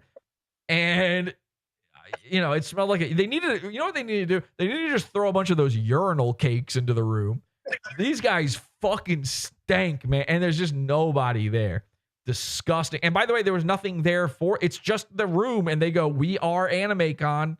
There's no booths. There's nobody there who's from an anime. It's insane. But anyway, when I went with David Ray Martinez, we went with no passes, no way to get in. And we just went there to make fun of it. And we did a video where we forced people who were going into Comic-Con to let us make them a cosplay costume. But everything we brought there for them to wear was just trash from David's trash can. So he was like throwing a bunch of old shit away, and he had thrown it into his garbage can. And I was like, no, bring that. And so it was like, some of the stuff was like toys and stuff, like old toys from his kids. So it looked like it might just be regular stuff. But a lot of it was like, Reynolds wrap or old tinfoil that still had a little stuck piece of lasagna on it or whatever. And we were wrapping this shit around. They were letting us do it. And we were standing in front of this big sign that said, "Cosplay is not consent." But we're sitting there just touching these women's bodies, putting trash on them. And sometimes, like at a certain point during some of them, the people would be like, this stuff smells like Anime Con. What the fuck? What is this? What are you putting on me? And we were like, oh yeah, no, this is garbage from his garbage can. They start slowly taking it off, but some of them just wore it around the entire convention. And then while we were there, two guys, we packed up. We were going to stop filming for the day. And two guys walk out and they're like, hey, we're not coming back. You want these? Just in that instant, hand it to us. And we walked around the convention for like maybe 20 minutes. And it only took that long because it's so crowded in there. So you couldn't move. And we're like looking at each other like, what are we doing in here? Like, we're old men. This was 10 years ago, by the way. We're old men. This is gay and insane. So anyway, you're saying you go to this gay, insane thing for fun? No. Yeah, thanks for all that preamble. Yes. Well, I had to say all that to set up the part where I just accuse you of being gay for going, even though I went 3 times. Yeah, I really appreciate it. No, I've been to a handful. You know, I don't go. Oh yeah. I'll say the frequency has gone down. Oh yeah, it has. Come on, you got to be proud of that. Come on. But all I wanted to say is you're talking about the Deadpool Joker thing. You go to these conventions, you're running into Jokers and Deadpools left and right. Oh, of course. The Deadpools will make you want to put a bullet in your brain like within 15 minutes. Well, we have a whole episode. I don't know if this is on the Pizza Fund. I should get it on there. It's a great episode. This whole episode of Cringe versus Cringe where we talk about this. And the reason is, for some reason, when a guy becomes an Earth's Joker or when a guy puts on a Deadpool costume, he's not just wearing a costume. He needs to become he all of a sudden is a method actor. You know, he's Jim Carrey. He wants you to call him Andy while he's on set. He's not breaking character. He's jumping into people's photos. And the real explanation for it is you get to be an asshole. You just get to be an asshole publicly, and everyone has to politely play along with you. And it's the perfect excuse to be how you really want. Well, no, you're being the dude you dream. Like those guys in the Deadpool costumes, in their head, they're like, I'm exactly like Ryan Reynolds. I'm so funny. Of course, like they never talk. For some reason, the Deadpool, for those of you who are not nerds, Deadpool is known as the merc with the mouth because he says funny things. But all the Deadpool guys, they're nerds. So they've got this mask on. They feel invincible. But all of a sudden they become mimes. Everything they do that's quote unquote funny is just moving around and being silly, but they don't talk at all. They don't say anything funny because they can't say anything funny. Meanwhile, this is the polar opposite. This is exactly what makes a guy either, you flip a coin, you're either a Deadpool guy or a Joker guy. And it's all riding on whether or not you think you can say funny stuff out loud. And if you can't, you're a Deadpool guy. Okay? The second you realize that there's no chance you're going to pull off saying a cool line or a funny line, you're now Deadpool. The Joker guys, though, they think they can do it. It's false confidence. Just like with Miss J Joker fan there, listen to the things they say whenever they play the character, the joke. They don't know what they're saying. They're like not planning this stuff. They haven't thought about it. It makes no sense. I'm about to put a bomb in your pants. And it's like, what? And then you can hear them like work. You can hear the gear grind inside their green paint as they try to think of these silly, and here is what they're thinking. They're going, what did the Joker on the Batman, the animated series do? He made fish smile. I'm going to make a fish smile. And you're like, huh? What? What are you even talking about? You don't know what he's up to?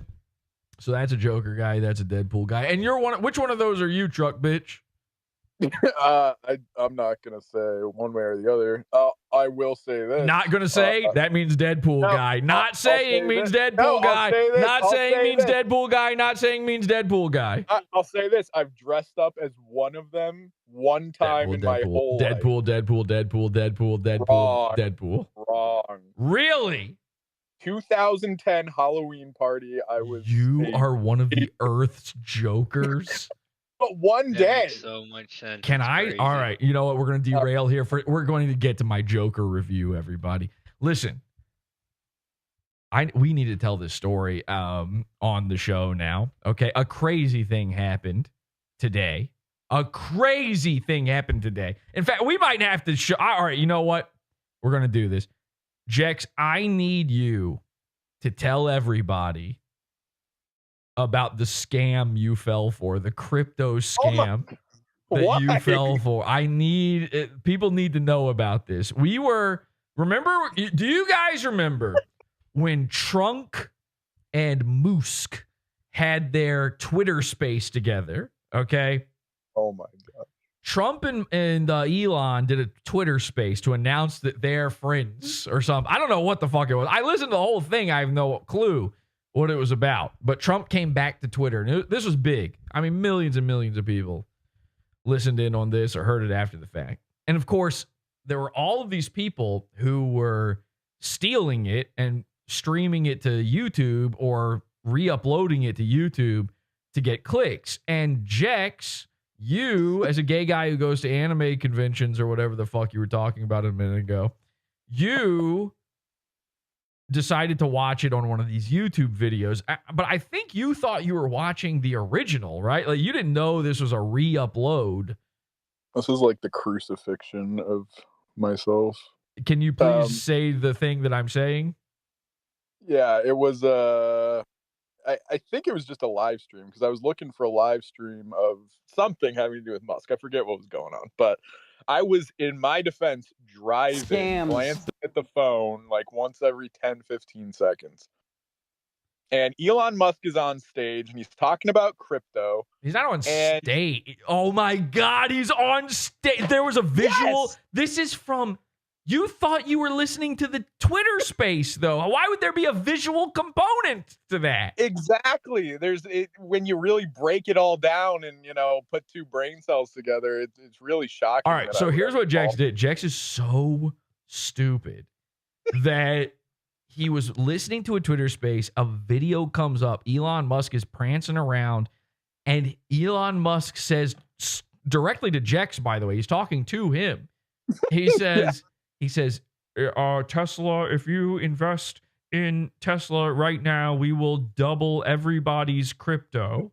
No, it wasn't even investing. No. It was, here's a code in the top right corner. If you scan that and send like some crypto amount, we'll double your crypto. I should have known right there. So double your crypto is not, you can't double everyone's crypto. That's not an option. Yeah, well, what he said is, I will double your crypto any amount. Jex is calling up his dad going, dude, Elon's about to double our crypto. He's falling for this. He was going to do the scam.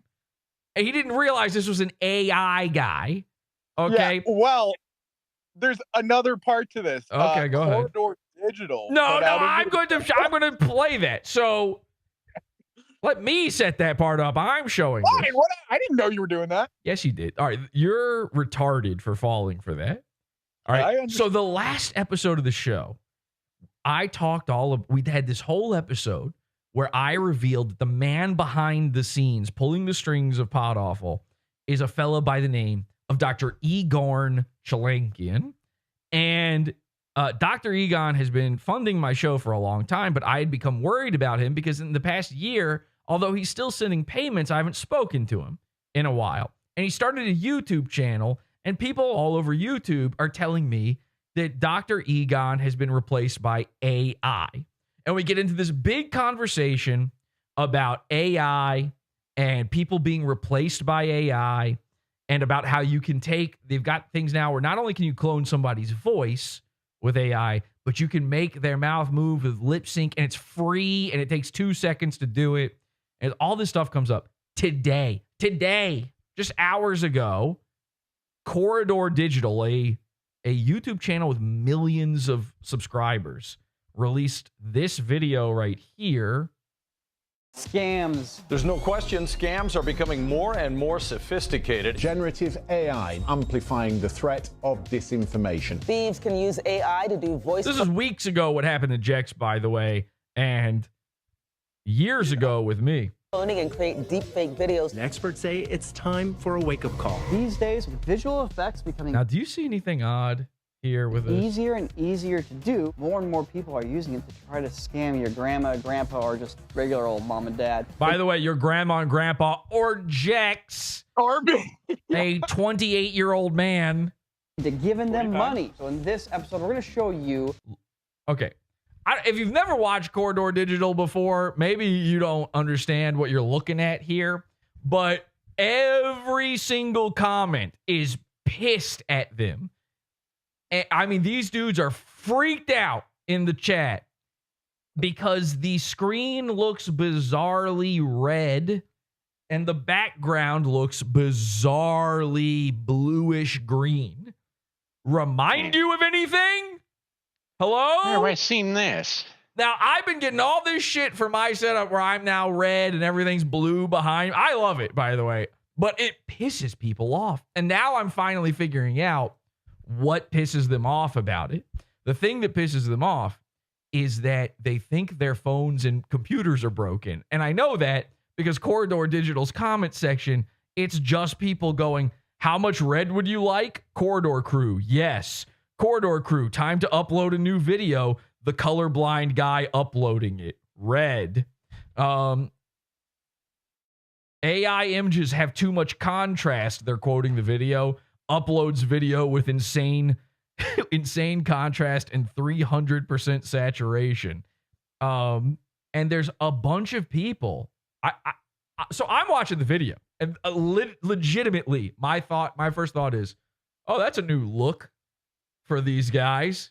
Looks familiar. And then I just go, cool. Hey, it's catching on. People are doing this now. They're doing the red foreground, bluish background thing, blue-green background thing. And so I thought, this looks rad. This is what I want, these things to look like. Is the stream still good? I'm getting all these little warnings from YouTube out of nowhere for no reason. So I think it looks cool. And then everybody in the comment section is like, I had to fucking check my monitor. I had to turn my phone off. I had to go to my laptop and make sure. Why does your video? They're freaking out. I didn't realize this, but apparently human beings are just bulls, where seeing the color red legitimately angers them. Now, I thought they were doing this on purpose, and I still kind of do. I feel like they were just trying something, because to me, this doesn't look like color correction problems. And by the way, these guys are VFX artists. You can't accidentally do this. I will say that they've been uploading some videos lately, though, where clearly a new guy is editing, and it's bizarre. So maybe. But I go to the comment section, and they've got a comment at the top where it says, not sure what happened to the color of this video. We'll get it swapped tomorrow once people are back in office. In the meantime, enjoy the extra trippy version. Wait, now, they actually know? Now, two things. One, they're claiming now because everybody's mad. People are pissed. This is like, when Mersh is like, okay, crank up the red a little bit more. And he's freaking out. All these people are freaking out at me remember when I first came back for Season Ephemera Obscura and everyone lost their minds about the red? Yep. And one guy is like, this is the best the lighting's ever been. Please keep it. And then everybody else is autistic about it and pissed about it. So they're trying to save face. They're like, oh, yeah, it was a problem, an accident. By the way, turns out if you have millions of subscribers, you're allowed to re-upload without losing anything. That's what they're saying. They're able to swap their video out. You don't get to do that. I've never been able to do that. Because imagine the kind of chaos, the kind of havoc you could cause by doing something like that, where you put up a video, it gets millions of views, and then the next day you swap it out for like, hey, if you watch this, you're a gay guy who drinks cum, and that's just the entire video. And there's all these people commenting on it, where you said in the original video, you said, hey, comment down below with your real name and address. And so there's just millions of people who are commenting on the I drink cum video. So yeah, again, it's this, this two-tiered system on YouTube, but not the point. Just an interesting little factoid on this. So I'm watching this. I'm like, that's kind of interesting.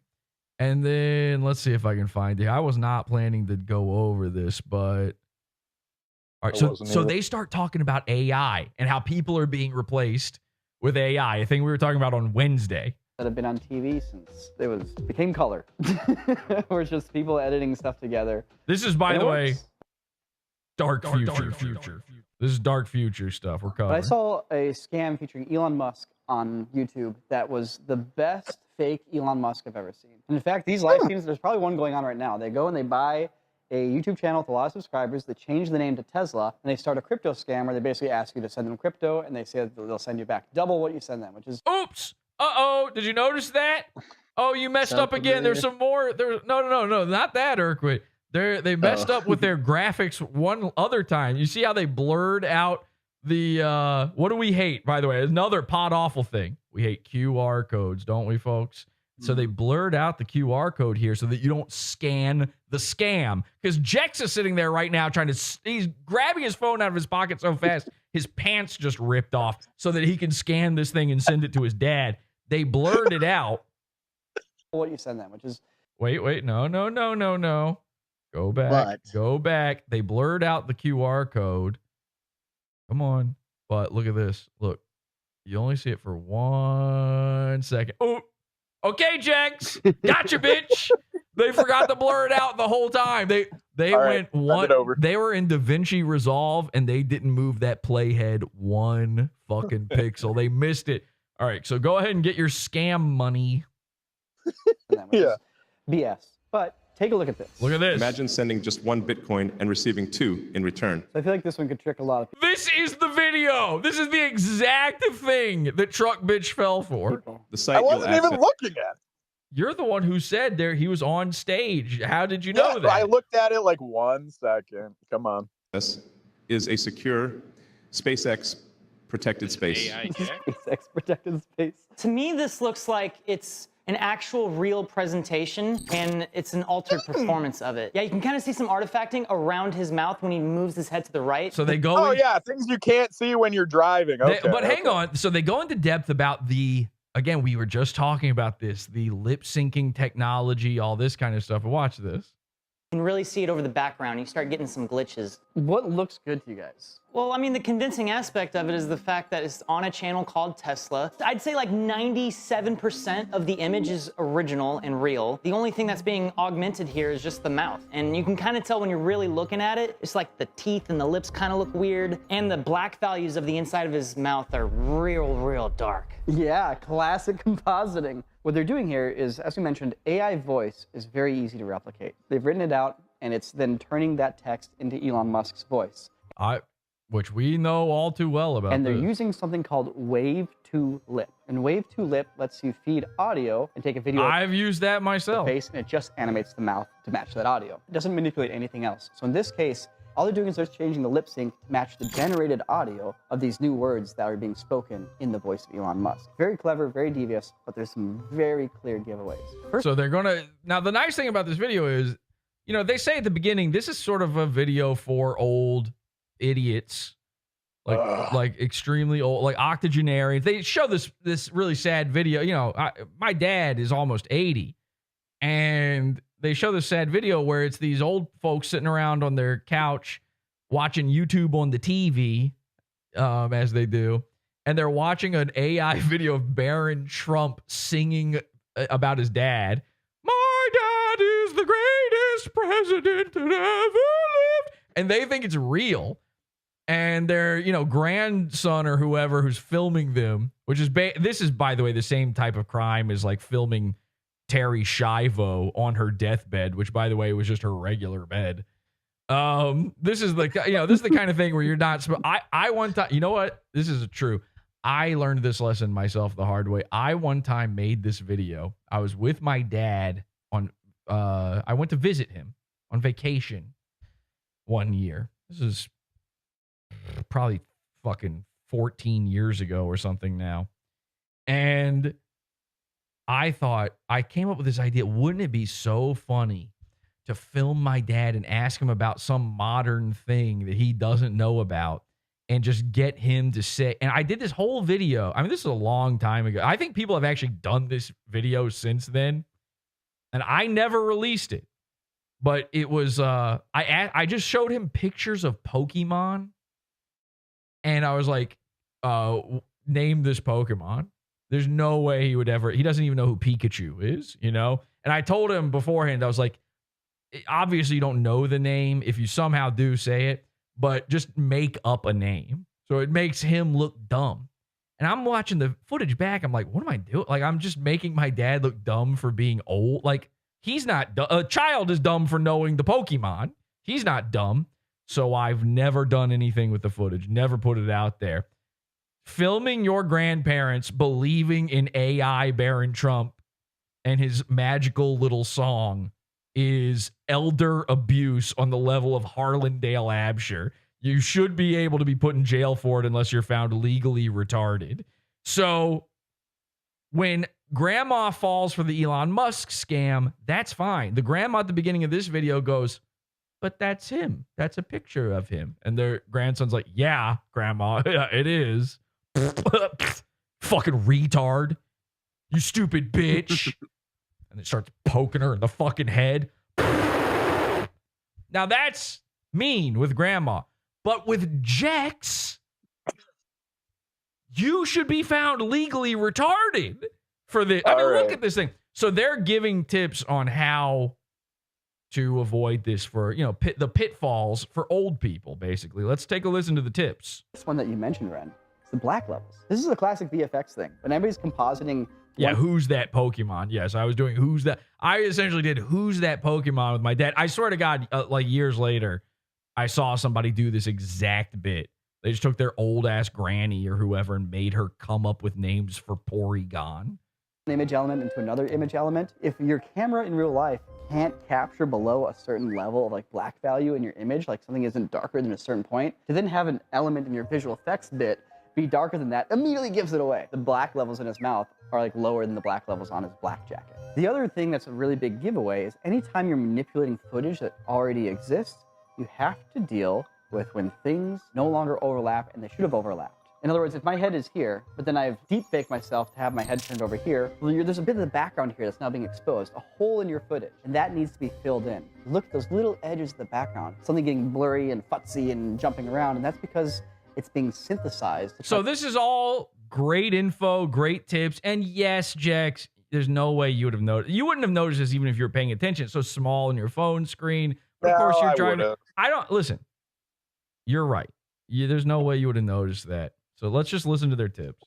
To fill in a spot where that data was missing. So that's something that you really want to look for. The biggest tell when it comes to deep faked faces is body language versus spoken language. We all have linked things that we do. Like when I talk, my hands move and they move on a certain beat, right? Like they are at the punctuation of my syllables and my head goes down when I say my words. When you look at Elon's body language and when he's talking. And you wouldn't have noticed that while driving. They don't line up. And the biggest thing you can tell is when he breathes in. Because if you're adding fake audio, you can't talk when you're breathing in. That's a good one. When you can see his chest. Yes, I fucking can. I can fucking when I'm singing and I better fucking stop it. Simple plot things like head motion versus words. Sometimes when people smile, they tilt their head back, for example. Some other people, when they smile, will tilt their head down. And you can very clearly see those coordinated moments happen. So if you want to tell if somebody is faking what they're saying, if you want to tell if the footage is manipulated, look at the body language. Look at the breathing. Look at the hand gestures. All things that old people ain't even going to catch that, and they're not driving trucks. Head gestures. The Adam's apple moves with me when I talk in real life, but a deepfake is only replacing here. It doesn't replace your Adam's apple. These are all really great ways to figure out whether what you're watching is real or fake. But for me, while I watch this, I still can't get out of my head. Like, if you're already not in the mindset that you're about to be tricked, or you're not suspicious or critical or cautious for that matter, it's like none of this stuff works. Like, you can't debunk this if you're not in the mindset that you could be being tricked. Anytime someone's wanting money. Listen, I think they're arguing in your favor here, Jex. I think that's what I'm saying. That's the whole reason I was trying to bring it up in the first place. This makes you look good. This makes you look good. I'm sorry. Let's just watch it. You online or even in real life, those flags should go up. You should immediately put your guard up for every situation. So in this case, I thought it'd be fun to try to recreate this. Hi, the real Nico here, telling you to drink motor oil. Don't listen to that AI scam. You want to put I have sponsor block and it's still playing it. Now let me skip it. Here we go. Ability to do these. Good. All right, back to the AI psyops. The ability to do these things is getting easier and easier, and the quality of these things are getting better and better. In fact, Meta just announced a bunch of stuff yesterday, and as part of their presentation, a friend of mine actually got up on stage with Zuckerberg. The main thing I want people to take away from my book is the idea that you have the power to create your own opportunities. Now anyone can make their own AI-generated avatar to talk on your behalf. Why? I know. Don't question the why. I don't get it either, but it's a thing that they've been wanting to do. So yeah, this is an example of a live interaction. This is gonna take that to the level of like, but I was talking with him. The difference between this and what we were showing with Elon Musk is that it's not working with a pre-existing video. It's actually generating all of it from scratch. So you're not gonna see those same type of artifacts where it's like, oh, the words and the lip motion don't really match up with the characteristics of the rest of the shot. Yeah, the body language would theoretically align now with the words, but when you're doing a full synthesis like this, it's just simple as being like, well, can you show me the back of your head? And it's like, well, no. Or even just like turn your head to the side once and then back and then to the side again, and does the ear look the same both times? Wait, does this shirt say "It Zuck Nut Night"? Why do people wear dumb stuff like that? Like come on. Like just wear Zuckerberg has embraced the Zuck, by the way. We used to say Zuck is like a slur against his people. His people. Tech companies. He brand himself. After the congressional hearing where he looked like a lizard, he needs to look cooler now. I know, but like I hate how modern fashion is just like poorly cut shirts. This is kind of state of the art in terms of like AI avatar stuff right now, but like the lip motion is so much better than anything I've seen from something that's generated, and yet it's still not 100%. There's still a little bit of uncanny valleyness there. I almost feel like that's a 3D model with like a... Okay, now I'm only continuing to play this because I was waiting for one specific thing here. Let's see. Recreating celebrities or like faking endorsements to sell real products. But right now on the internet, thousands, millions, potential. Okay, well, I can't find it and I don't want to sit here and watch the entire video. But basically all those times where I was like, well, this is making you sound good, Jex. This is actually in your favor. This is fixing it for you. At some point in this video, they go, I think the real tell is that he says that he will double your money. I know. No. So you're still a retard. And also, so even old people are a retard for believing that one, you know? Like it doesn't even help grandma. As long as he's saying your crypto will double it. And by the way, not just you, everyone, the millions of people listening. Yes, we're just going to invent new money instantly, which I guess is what crypto is, kind of. Interesting thing about AI. Any amount. Who am I more or less true. Yeah, any amount, no limits. Sky's the limit, baby. Call up daddy, let him know. Across the board. And you had to call up your dad, and then I told you it was fake. This is the most embarrassing part. We were in Discord, and I had to tell him it's fake. He didn't get it. And then he had to call. I heard him call his dad and be like, Dad, yeah, that thing I told you about the crypto. Yep, it wasn't. Yeah, cancel it. Yeah, my grandson Jesse had to tell me because these images come from noise initially. All right, but then this video gets even crazier. Okay, just assume that what I just said happens at some point in this video. It does. Now let's watch this. Look at this. This is nuts. So again, on Wednesday, I revealed the man pulling the strings behind Pod Awful, Dr. Egon Cholakian. Why is this fucking up now? My name is Egon Cholakian. Oh, there we go. The impetus for my address today is the release of the highly... I'm not playing the video I played for you on Wednesday. This is still the Corridor Digital video. ...impactful documentary film, The Impact. It's kind of like a doomsday cult / not... Basically, the message is we're destroying the planet and everything's going to go to heck. And so they're going to make 3.5-hour long documentaries every week. Bullshit. I watched that whole video. That is not the message. Hey, listen, if he thinks it's a doomsday cult, it is. Join the doomsday cult. PodAwful.com/cult. We'll be right back with my review of the new Joker movie.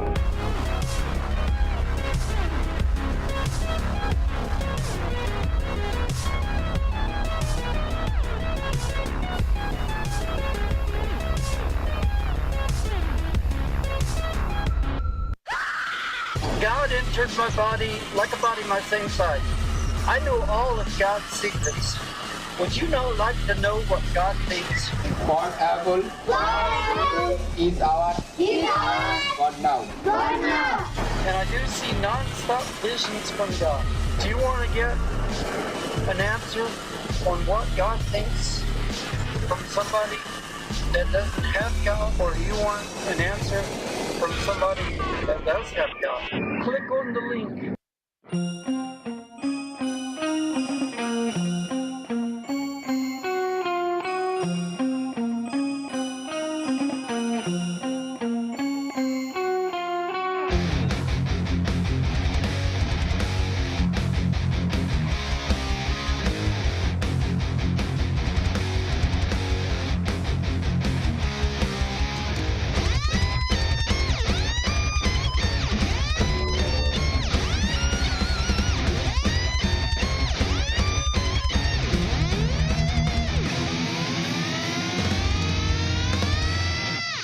All right, and we are back. Again, join the Pizza Fund, PodAwful.pizza, join the cult, PodAwful.com/cult, and now is the time for my review of The Joker, Folie A Deux. And I think the best way to probably get into this is, you review a movie, you show the trailer at the very beginning of it. So, ladies and gentlemen, here's the official trailer. Gotham City is nothing but neon biker gangs, leather freaks, and cross-dressers. Is that what you want? Come home! No, I won't, Mom. I'm gonna be a comedian. When I look back on my life, before going jokeman to Harlequin, so to speak, I wasn't even sure I existed. It's like blurry, cracked mosaic of all these gender revelations. You mean she's a he? I'm trans. Well, I'm sorry. Well, I'm not sorry. I was fairly certain I was in love, and I was so afraid of that feeling going away. Ah, but you should be afraid. I just want my happy little boy back. I just don't feel like a boy. You're not. Boy, I've developed an experimental treatment. You'll be Mama's happy little boy. Also comes in rainbow for pride. It was for Joker that someday a clown would rise. Sounds pretentious. It is. Whatever you say, Mr. J. Hunka hunka. Now you must journey inside yourself. I'm not a hero, and I'm not a villain either. So who are you? I'm a woman of my word. Wow, there you go, guys. Joker 2. I thought clowns were supposed to be funny. Folie A Deux. So here's my review. Now, I gotta be honest, I didn't know that it was going to be so trans heavy the entire movie when I went to go see it. I understood, again, it got leaked about the rape, so I assumed there was probably a little bit of trans stuff. And obviously, I've now learned that being a Joker is being trans. That's kind of how it works. Also, I've always suspected Lady Gaga, probably. It just seemed like, I'm not doing any transvestigations, the shoulder-hip, ratio or anything like that. But if she's tucking something, I ain't going to be surprised. Like, she always came off as a drag queen or something. I don't know. But anyway, I would give it, 3.5 out of 5 stars. So, yeah. It's pretty good. That's the movie I watched. By the way, I was thinking about this, when did Joker come out? 2019 is when the first one came out. When I did my review of the first movie, which I never watched, but I did a review on that movie. Not long after that, maybe just a couple months after that, we covered that guy, the Winchester Joker, who had the tattoos on his face.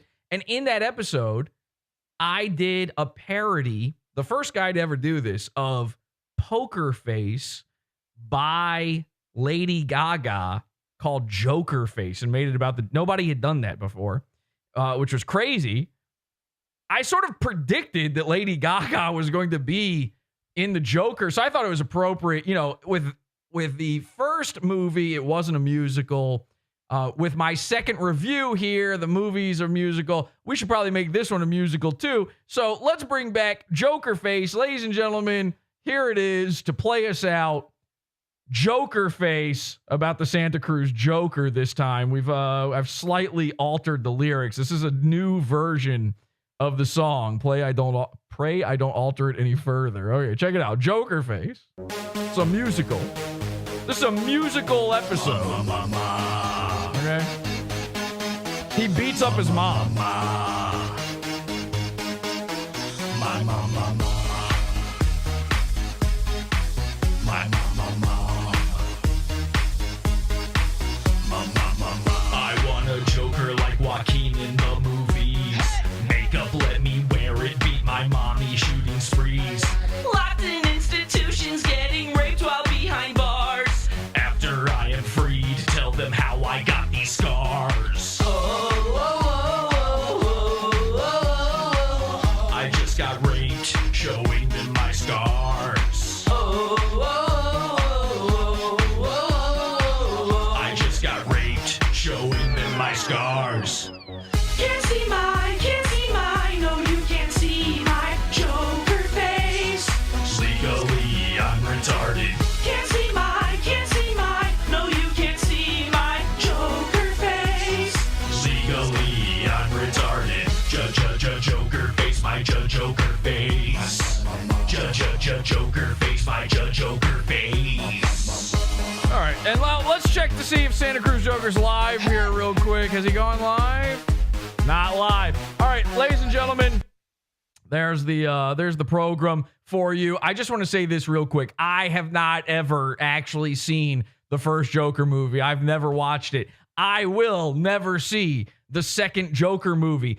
That shit is gay and retarded. Honestly, the first movie is just a ripoff of much, much better movies, and not just the Scorsese obvious ones. Taking an IP that has existed for as long as Santa Cruz Joker was talking about, almost 100 years or whatever, and that's not even a joke. Taking that and just trying to put a coat of clown paint over top of the king of comedy. And by the way, Black Swan. Remember the Natalie Portman movie, Black Swan? A lot of similarities there, too. The point is, that movie stinks and is retarded.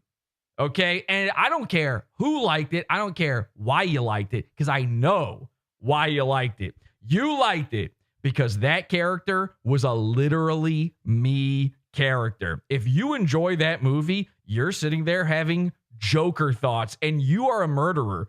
You are a mom beater, as far as I'm concerned. You're a freak. You're a weird little loser. And I'm talking about even the tiniest little bit of entertainment value you got out of that is insane to me. Because again, you could just watch all of those entertaining parts in much, much better films. What you really like are modern visuals. And in that regard, you are also declared legally retarded. The reason that all of these losers are freaking out about Joker 2 is because the director of the movie didn't want to make it. And when he was forced to do it because he'd signed a contract, which kind of your fault, by the way. You're kind of gay for getting all mad about having to do a thing you signed up for. In every regard, from every angle, everyone involved with this project, from fans to the creators themselves, are kind of dumb. And I cannot believe we live in a world where everyone liked a movie that was so bad, so much, that they forced a guy who said he would do it to make another one, and then he hired Lady Gaga to shit all over it. Everybody's saying that this new movie is just making fun of the literally me guys. Everyone's saying that the reason they made it a musical and then hid the fact that it's musical is to make fun of the literally me guys. Everyone's saying that they raped the character Joker to make fun of the literally me guys. And so the literally me guys are mad the Joker got raped because they literally got raped in their own minds. You're mentally the raped. You are part of the Earth's raped. And honestly, that detail, the part where it's making fun of Joker fans, the part where it is castigating and chastising the people who supported the Joker to a degree that they thought the Joker was the hero, that he was the right guy, Makes me kind of want to see Joker 2, but I'll never do it because I am not a literal shit-eating retard. Here's the thing. You like Joker and you wanted to see a nice big sequel where it's even bigger and even better. And oh my gosh, the Joker, he's now fighting Batman and all this stuff. Well, guess what? When you ask for that, you know what you get? You get what you fucking deserve. You're an idiot. Till next time, have an awful day. Bye.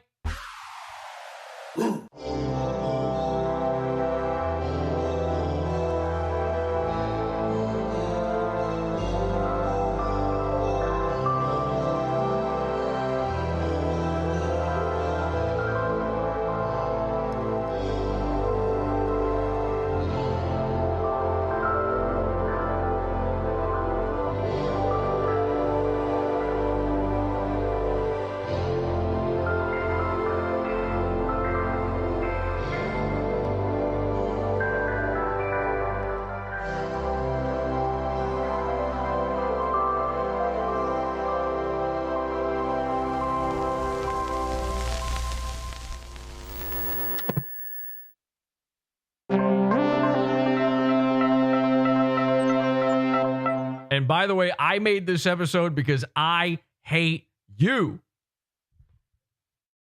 Get raped, Joker hater. I live in a hellhole, surrounded by idiots. Oh, by the way, every time I said raped on YouTube, what I meant was retarded. So now it's okay.